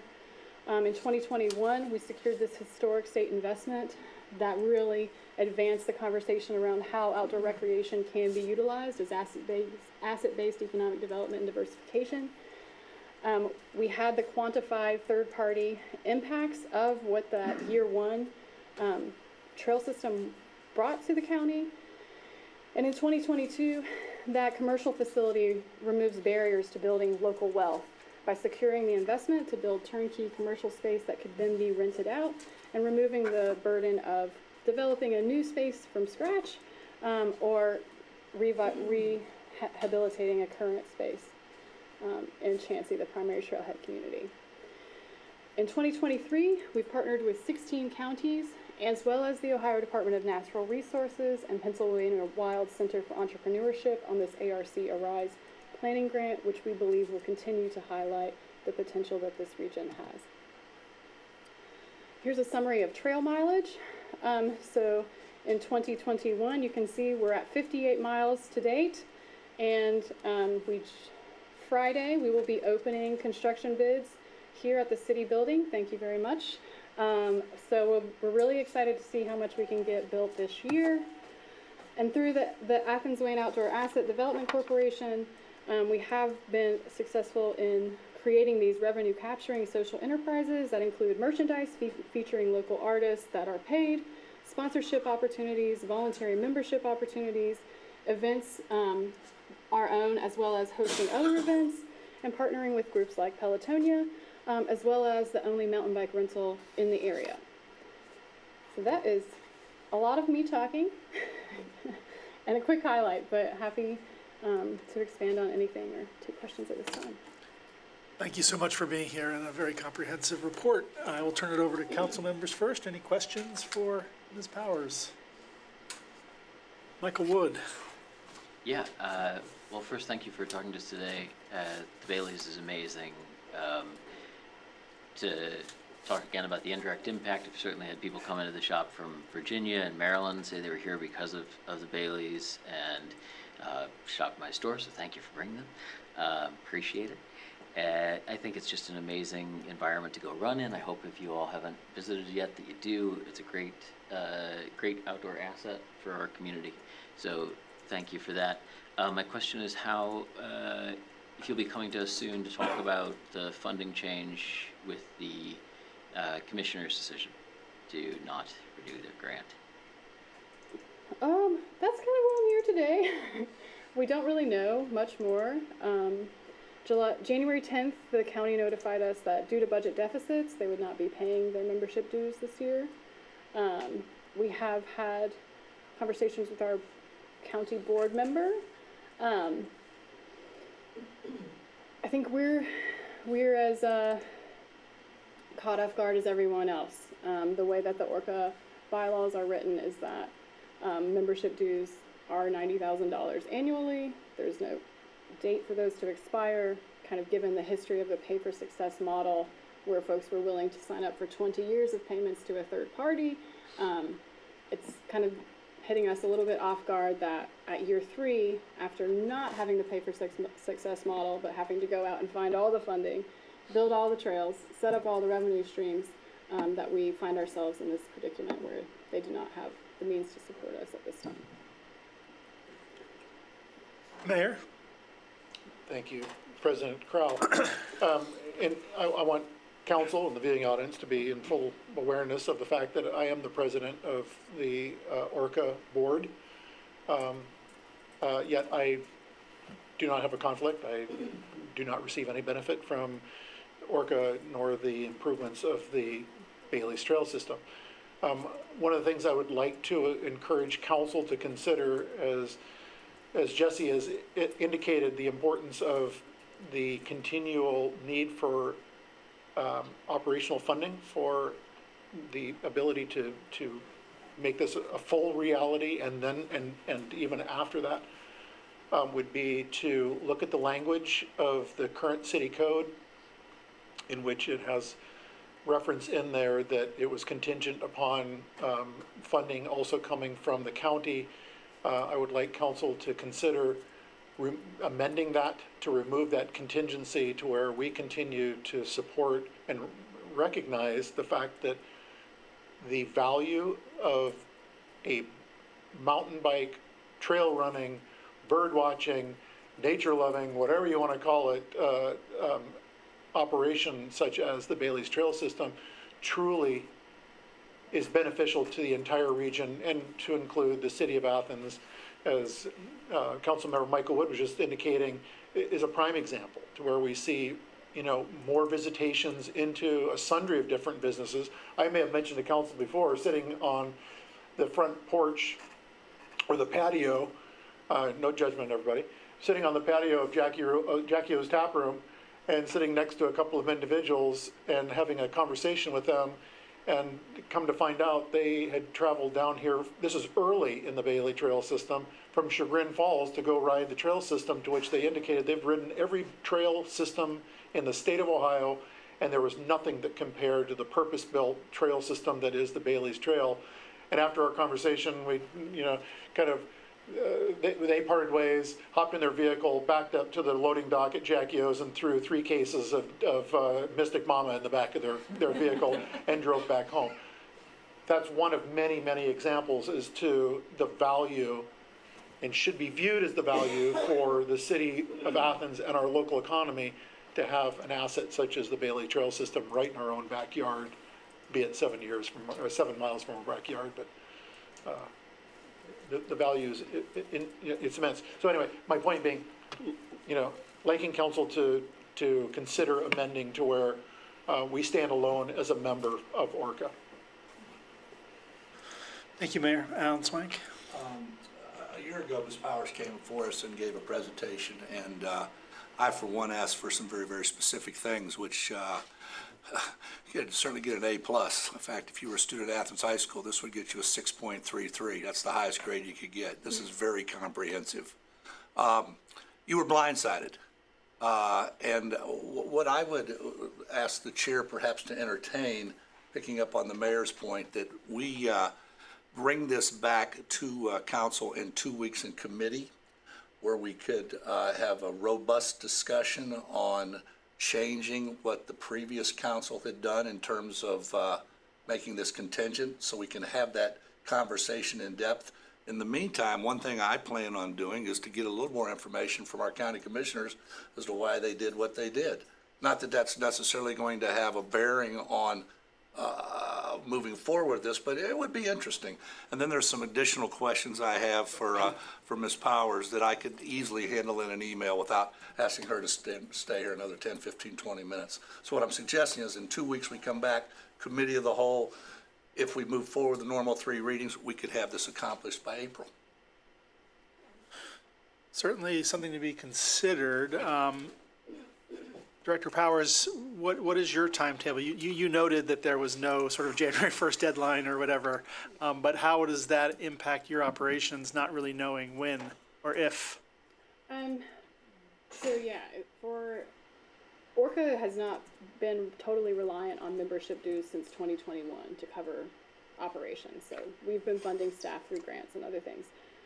We can cover expenses through the end of 2024. With our current projections. Cash flow is a little bit more challenging once we start doing upfront construction costs, but we do have time to figure this out. If we don't have, organizational support through the membership dues moving forward, that's kind of a larger figuring out what we have to do with every kind of moving ball that we're juggling here. But yeah, we could definitely work within that timeline if that's what. To be specific, what I was talking about, if we did this in 2 weeks, you would know on April 15th. That could be sufficient. I think we've got wiggle room for 2024, and we would appreciate council considering that. Great, thank you for that additional information. I'll just say that one of the things that has struck me about ORCA and the Bailey's Trail System is a large part of ORCA, but not the only thing that ORCA supports. Are the young people in our community who I see out there all the time, and the club that has emerged, and the kids that are on their bikes all the time. And I'm always trying to support a bicycle culture at Ohio University, and it starts when they're that younger age. You get them on the bikes, and they it's a wonderful, sustainable activity, and I appreciate your work on it. Other members of council, Member Clodfelder.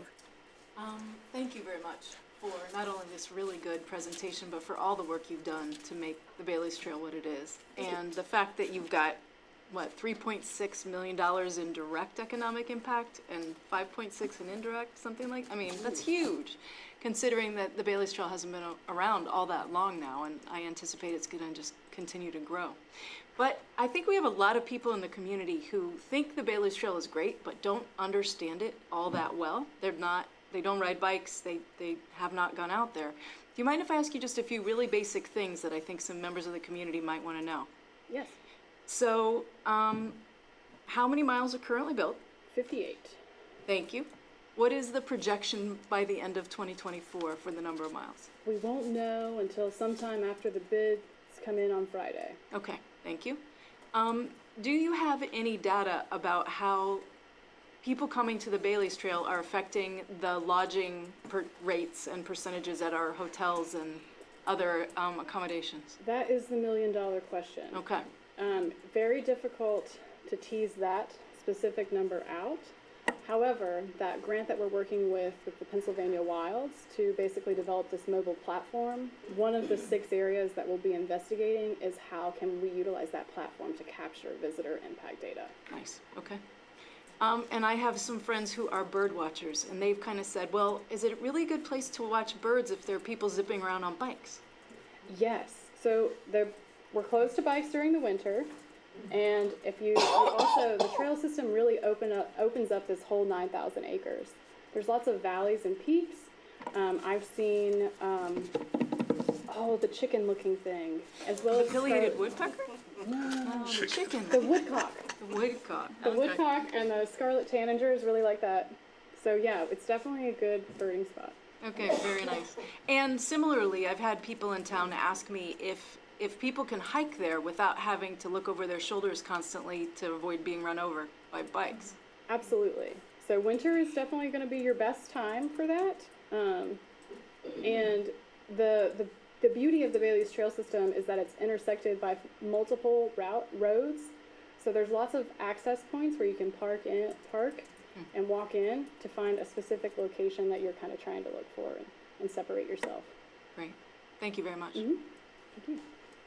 Other members of council? Member Spielness? Yeah, one of the things that I've found from other trails and whatnot is, and I mentioned this last year, the trail tracking, so you know how many bicycles people have gone through, and there's lots of, I've looked at several of them now. And initially, Ohio University was supposed to install those, and they didn't, whatever. So I'm wondering what is become of that. Yeah, so when we were looking at the pay for success model, that was really going to follow, if that model had been pursued, there would have been an annual impact report that Ohio University did.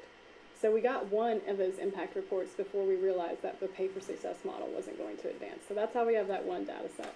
So we do have trail counters up now, but we've built trails for the last 3 years. We've basically gone from 14 to 58 miles of trails, and then we have those intersecting roads.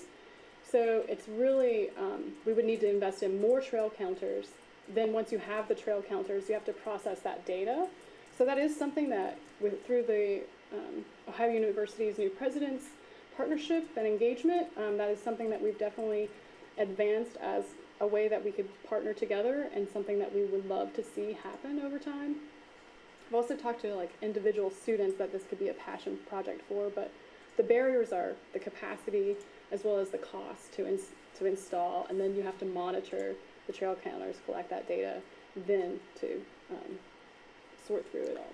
Yeah, I just want to say that the variety of different kind of counters, some of them are much more manually require people to go out and pick stuff up from them, and others are not. They can be use a counting system that's automated and whatnot. I don't know exactly how it works, but in any case, there's some pretty sophisticated ways of doing that. We did secure a grant to purchase one of those, and they're like $5,000.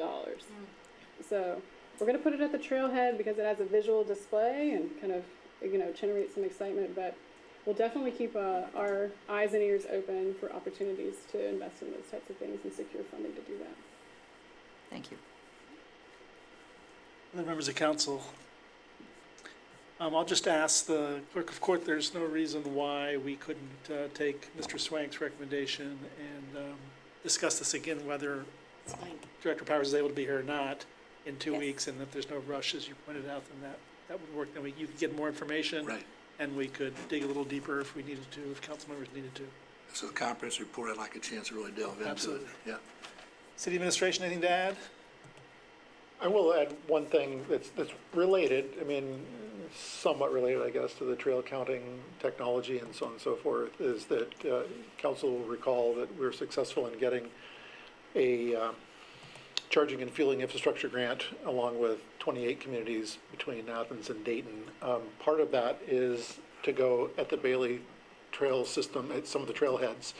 And those are things that can actually be monitored. How much charging time is taking place on some of those charging stations for people who would clearly be on the Bailey Trail system accessing. Now, that's only one type of vehicle. However, it's a data point that we currently don't have that we will have in the future when those are finally built out. But we were intentional in making sure that those trailheads had access for individuals who, are going to be parking there for quite some time and probably needing to recharge, predicated upon where they're coming from. But I think there's multiple ways we can certainly look at the impact that the Bailey Trail system is having on our community outside of just economic development. Absolutely. I think perhaps important to mention, and I probably forget to say this every year, but when we were planning the development of the Bailey's Trail system, one of the key indicators for that this would be successful is that it's right next to the city of Athens and all the amenities and the rich culture and history that's here. So that's one of the things that sets the Bailey's Trail system apart just in and of itself, is that we have all of these arts and cultural, as well as restaurants and other entertainment options right next to this large mountain bike optimized trail system. So thank you all for your work. Thank It's you. very important. And I'll just note that the County Bikeway Committee does have access to 6 or 7, Mr. DeLocke, counters that give us data for the number of, could be, these are the not this highly sophisticated $5,000 versions. Professor Amy Lynch, former OU professor, had a small grant, was able to purchase these, and they're like wildlife trackers. So if something goes in front of them, it's an infrared maybe, and just tracks that number. So we do keep that data, but you do have to go out to them and actually download the data, and it's a little bit complicated, et cetera. And so something more sophisticated would certainly be very useful. But I also want to say that we're not too far away now to having a bridge over the Hocking River connecting our bikeway to Chansey and to the Bailey's Trail system, and that'll just be another asset for Athens, Ohio, to say you get on your bicycle right here and get to Bailey's, without getting off of a bikeway, which is wonderful. Absolutely. Any comments from the audience? Thank you so much for being here. We appreciate it. Thank Oh you. yeah, please. Can you come to the podium and give us your name and your address and if you represent a group? Hi, I'm Abby Hearn. I'm actually in Chansey. I live off Converse Street. So I use the Bailey's lot, and I live right across the street from the park, and it's really wonderful to see all the kids playing at the park, especially when it was under construction. Like, it was so quiet, and like I knew that there was a lot of stress in the community because the kids had nowhere to go, and now the kids are there just constantly, and so it's so lovely. And I do agree. I'm happy to hear that there's a bridge gonna happen because, yeah, when I want to bike into town, I have to take that part of, like, Route 13 and stuff. yeah, 13 and 682. That's spooky. So I really hope that, like,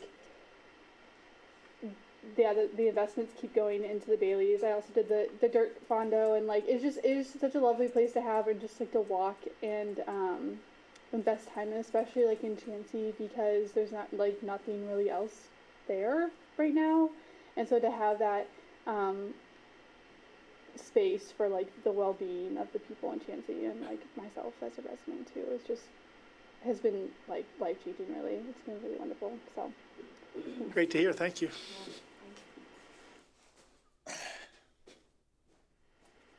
Hi, my name is Natalie. I live on North High Street, Ward 1.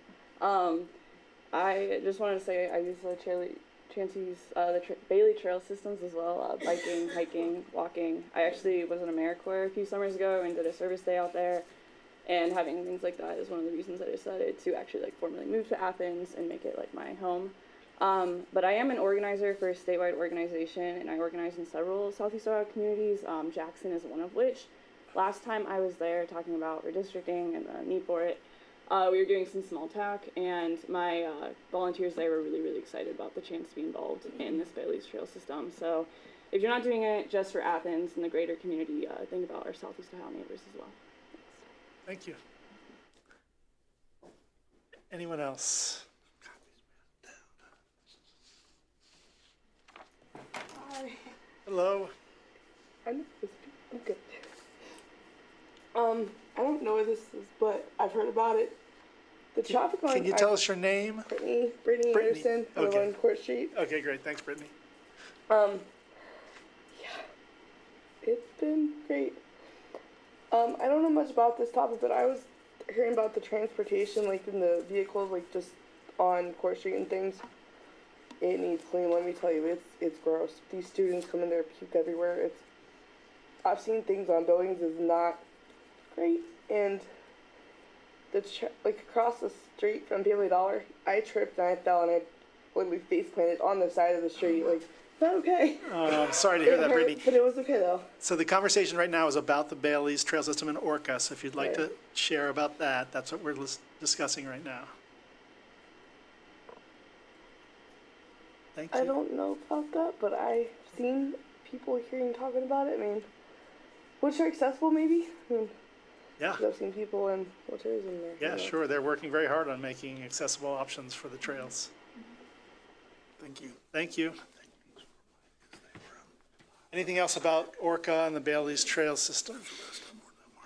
Okay, that will finish that piece of the Committee of the Whole. We are now moving on to the last item on our agenda, which is a resolution, proposed resolution for addressing local impacts of global crises, and it is being proposed by Councilmember Micah McCary. Thank you, President Krell. Do we have additional copies, hard copies at the end of the row? I'm hoping just to get one to our mayor and Director Stone if we could. Thank you very much.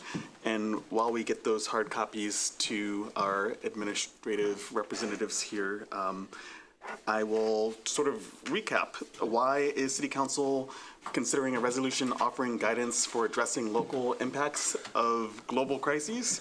In other words, what problems are we trying to address here?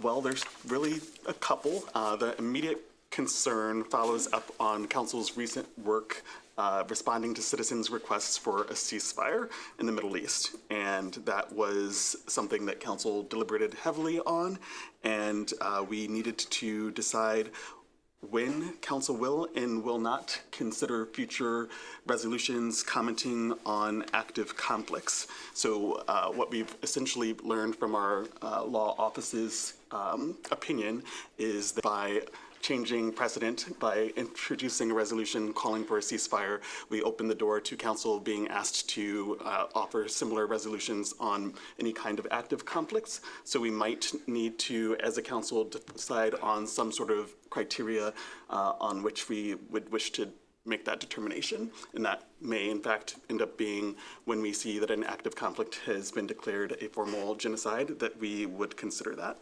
Then the long-term interest that Council has, or the need, is to implement strategies for reducing hate, extremism, and polarization in Athens County. I think we've been able to see evidence of that polarization just based on the testimony that folks have shared in written form. And we've had council members express concern that even our action to pass a resolution in support of a ceasefire could create further division, and that's not what we want. So I'm hoping tonight we'll be able to have some conversation about a number of actions council could take to both figure out how we'll make future determinations on resolutions calling for ceasefires and how we'll respond to ongoing long-term concerns about hate, extremism, and polarization. I just want to reiterate, especially for those who are not as familiar with the use of council resolutions, that a resolution is an official document that expresses the views, will, and or intentions of city council on a particular topic as determined through dialogue and voting. And we use resolutions for many purposes, such as establishing holidays, commemorating events, adopting strategic plans, and in this case, calling for a ceasefire, most recently on a global active conflict. So I want to acknowledge that the draft resolution that council members have received is lengthy, in part because it is referencing a number of factors and contextual kind of conditions that I believe have led us to the point of needing to consider when and how we might respond to global crises through resolutions. So in particular, some of the language here references the need for us to take advantage of our new partnership with the Strong Cities Network in order to facilitate different initiatives that will be demonstrated to help combat polarization, and Then you'll also see some information about the specific factors that led council to adopt a ceasefire that was not unanimous, and we did receive testimony and request both for and against council taking any action that comments on a global issue. Finally, before I open it to kind of questions and comments about how council might proceed, I just want to share that we recognize that there are not always feelings that the actions of a resolution are meaningful, that it can feel like lip service or just a symbolic gesture. But in this case, our city council and our city administration are seriously seeing this as an opportunity to address the diversity and inclusion issue of polarization, hate, and extremism. And our primary tools for doing that at the moment are the ongoing work of our Athens Community Relations Commission and this new partnership with the Strong Cities Network.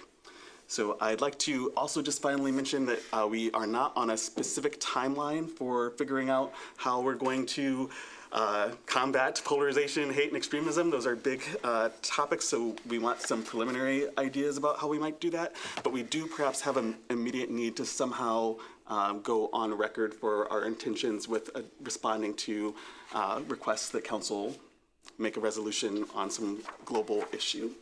So I'll pause there and just invite comments. I'm going to be taking notes, and I will lastly mention that I do not intend to bring this in full resolution form at our next meeting. I know that our Athens Community Relations Commission and other bodies would like some time to further give input on this, but I do want the council to have this preliminary conversation during Committee of the Whole.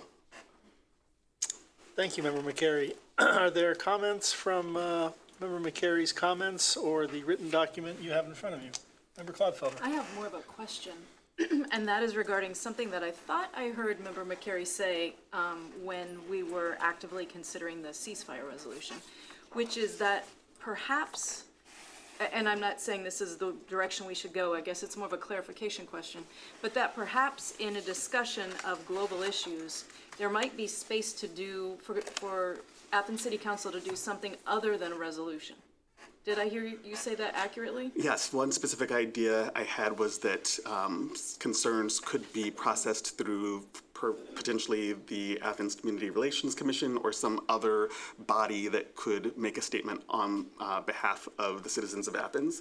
I would make a caveat to that as to the difficulty in accurately representing the viewpoints of the citizens of Athens. Council does that to our best of our ability, but we don't have formal survey data that tells us specifically how folks break down. So I don't have a solid recommendation for how we might pursue another option of commenting outside of a resolution, but I think it's worth considering. Okay, thank you. Thanks. Member Thomas. Could we consider using the Athens Community Relations Commission and mediation going forward to partner with the groups to come up with a resolution that seems to be mutually making both groups or entities happy to present to council, so that we can see that there's been discussion between them before it comes to council, and might be a little less divisive on just depending on what the topic would be. I know the Dayton resolution had voices from both entities that were just talking, and it hoped to release some tension and remind people of humanity. Thank you, Member Thomas. Yes, Member Spelness. So, Member Thomas, I think, were you referring specifically to this resolution or resolutions going forward? Going forward. Okay. If someone were to, if we were to redo everything, would it be beneficial to have those groups do some mediation and discussions and talking, just to lower the temperature a little bit so that the conversation stays civil, which I think, generally stayed very civil in the emails and the discussion, but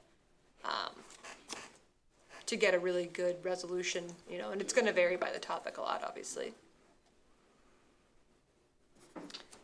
This is, again, sort of a procedural question. So can this be resolved by a resolution, or could this be part of rules of council? of how we address issues like that, or maybe both, so that if something like this comes forward, we refer to a process of referring it to, you know, these various groups to come up with something. See where I'm going with that? I see where you're going. You know, as you know, our council rules are pretty procedural in nature. Exactly. And don't get into real But that's my nitty-gritty. point. But that's a good question. I don't know the answer to it. It's something we can certainly investigate. And, well, if I just, I'm sorry, Member Swank, if I just might comment on that, perhaps developing an idea that is rather procedural would actually be beneficial. Member Swank? You had indicated previously in emails to council that you hoped after a 3-month acclimation period that we would be reviewing all rules of council. It's my understanding, and I'd have to refer to Member Reisner, being the senior member here, it's been at least 6 or 7 years, I think, since council has really taken a hard, fast look at our current rules. 2016. Okay, we're at 8 years.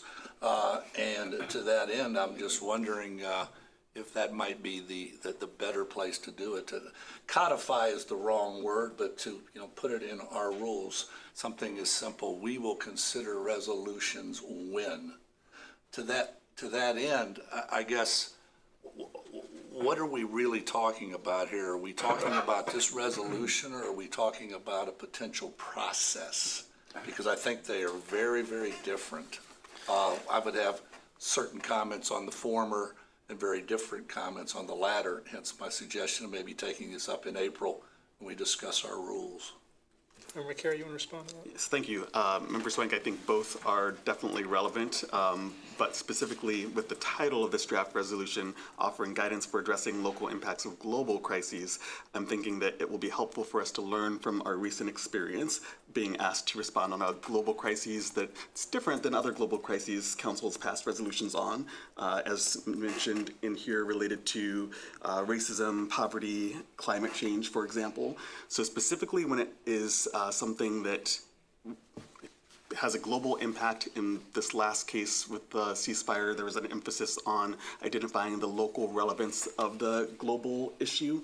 But in particular, when it comes to global impacts, local impacts of global crises is what I was suggesting that we identify a procedure for. Mayor? Just a point of clarification, we're referencing a one reading resolution, correct? Yes. Follow-on question, or not a comment, not a question, a comment. I believe most, if not all, of council recognizes that one reading resolution is basically asking or delivering the sense of council. It doesn't have power unto itself other than stating what council's thoughts and feelings are about an issue. Hence the previous ceasefire resolution. There's not a lot of power in it, but what I'm hearing from council, to kind of add on to what Councilmember Swank was indicating, that if there was policy change in how council decides to address something such as this, there is a level of strength and power in what is being discussed. So just wanting council to be mindful of that. I mean, this is your world. You're the legislators. But a resolution that is one reading versus, say, a resolution that's three, or an ordinance, or amending your own policy as to how you conduct business, you know, is a very different story versus a one reading resolution. It's like there's a one reading resolution on the ceasefire. Fine. That's what council opted to pass. And then a one reading resolution, how we're going to address ceasefires moving forward.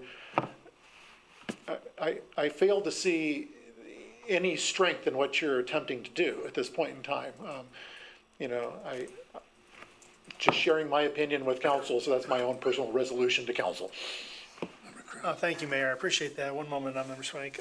Which brings up a good question, and maybe the clerk can help us understand if this were a three reading resolution, because it may be a resolution that's really going to bring a lot of people to want to talk about it. Does a three reading resolution change anything's We nature? don't have really three reading resolutions.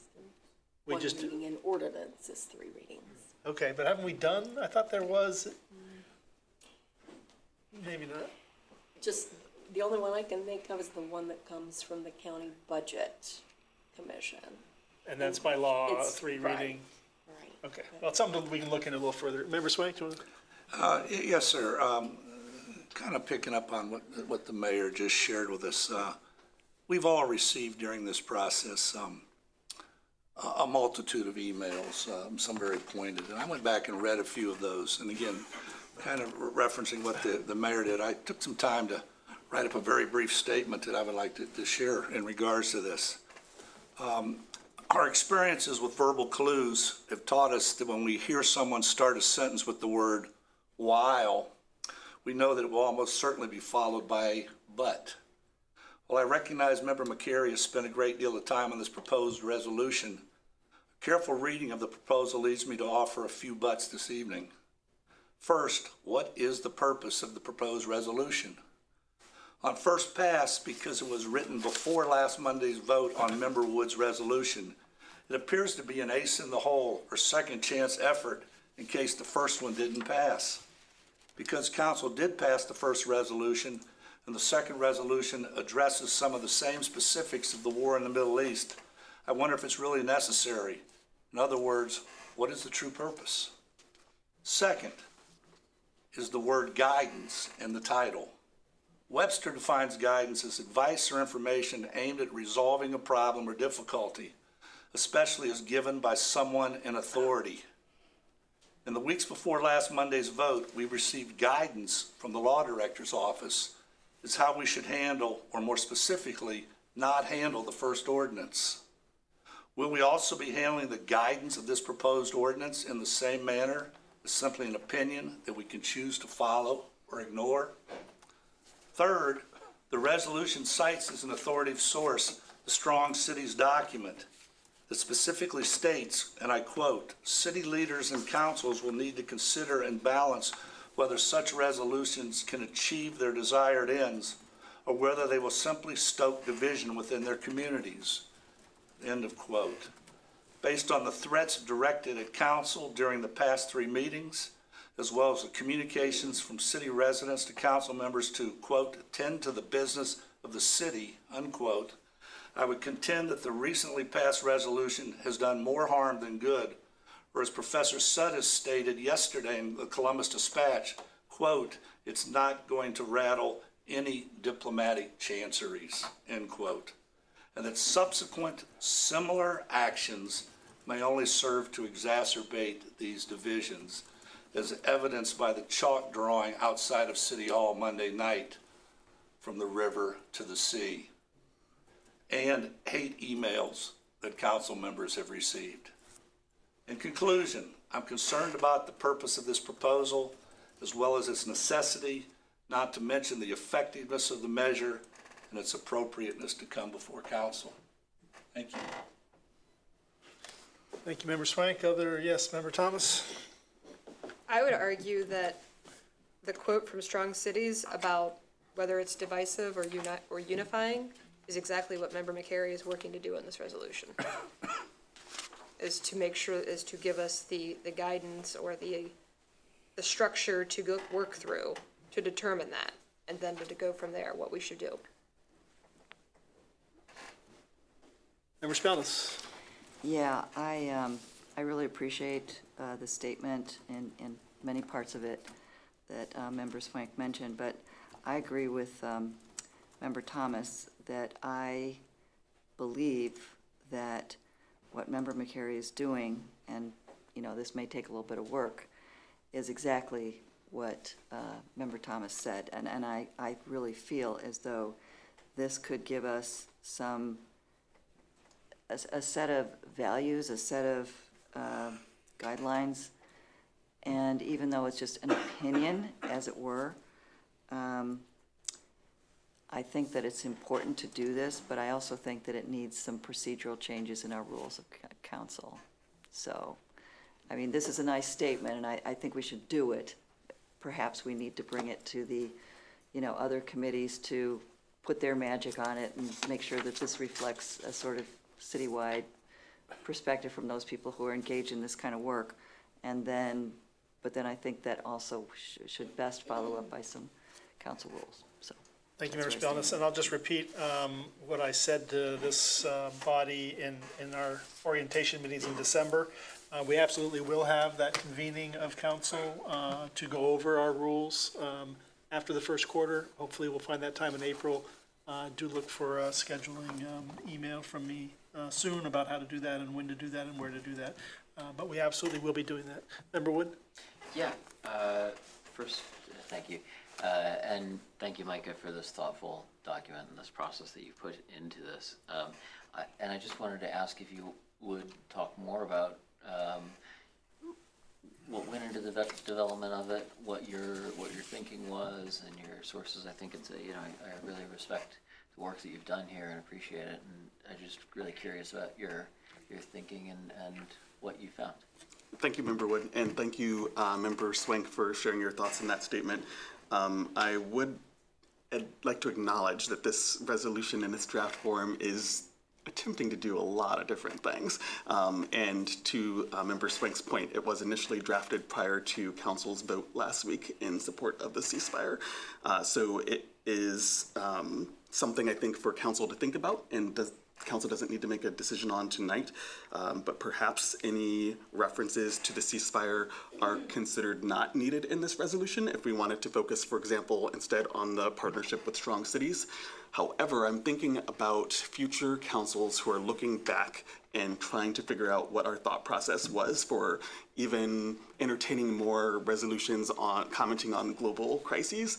I looked back at former council member Chris Ball's resolution on the climate change and her rationale for including a lot of data points about what was happening globally and locally and nationally in order to sort of justify why council needs to see this as an emergency that's relevant to its citizens and that citizens will be able to follow up on. And in this same way, I am wanting to give council the opportunity to look back at, for instance, our 2000 Declaration of Racism as a Public Health Crisis that we introduced as a resolution, and some of the kind of breadcrumbs we were trying to leave as far as the specific context and research points that were informing that decision, as well as our more recent 2003 resolution reaffirming our commitment to diversity and inclusion work, which I think arguably outline some specific things that we're going to do, not just to say that we're about diversity and inclusion, but to have council ask the mayor to follow up on plans to create a diversity and inclusion strategic plan.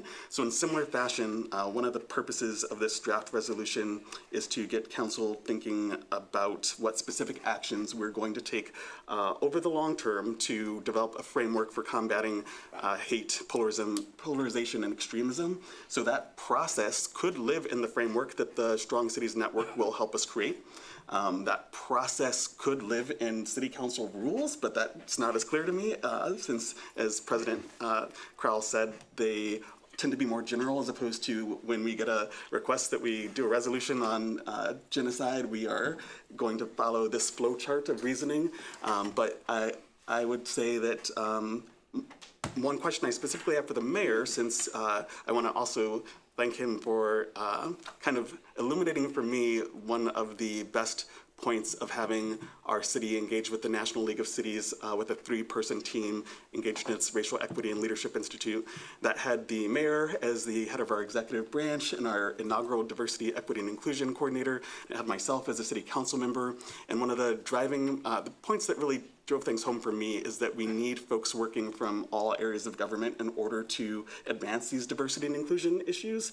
So our point of influence as legislators is really to either enact laws or share resolutions, sort of conveying the sense or values of our council, largely written in the form of representing the views of our city. And I would ask the mayor if he has a sense of whether or not, since this draft does list specific things that we would be trying to achieve with the Strong Cities Network, whether you would imagine that commitment being best codified in a resolution, or it's because it's not a contracted agreement or partnership like we have with the National League of Cities, but we do want to invite citizens to understand what that partnership could do for us and to get involved if they'd like to.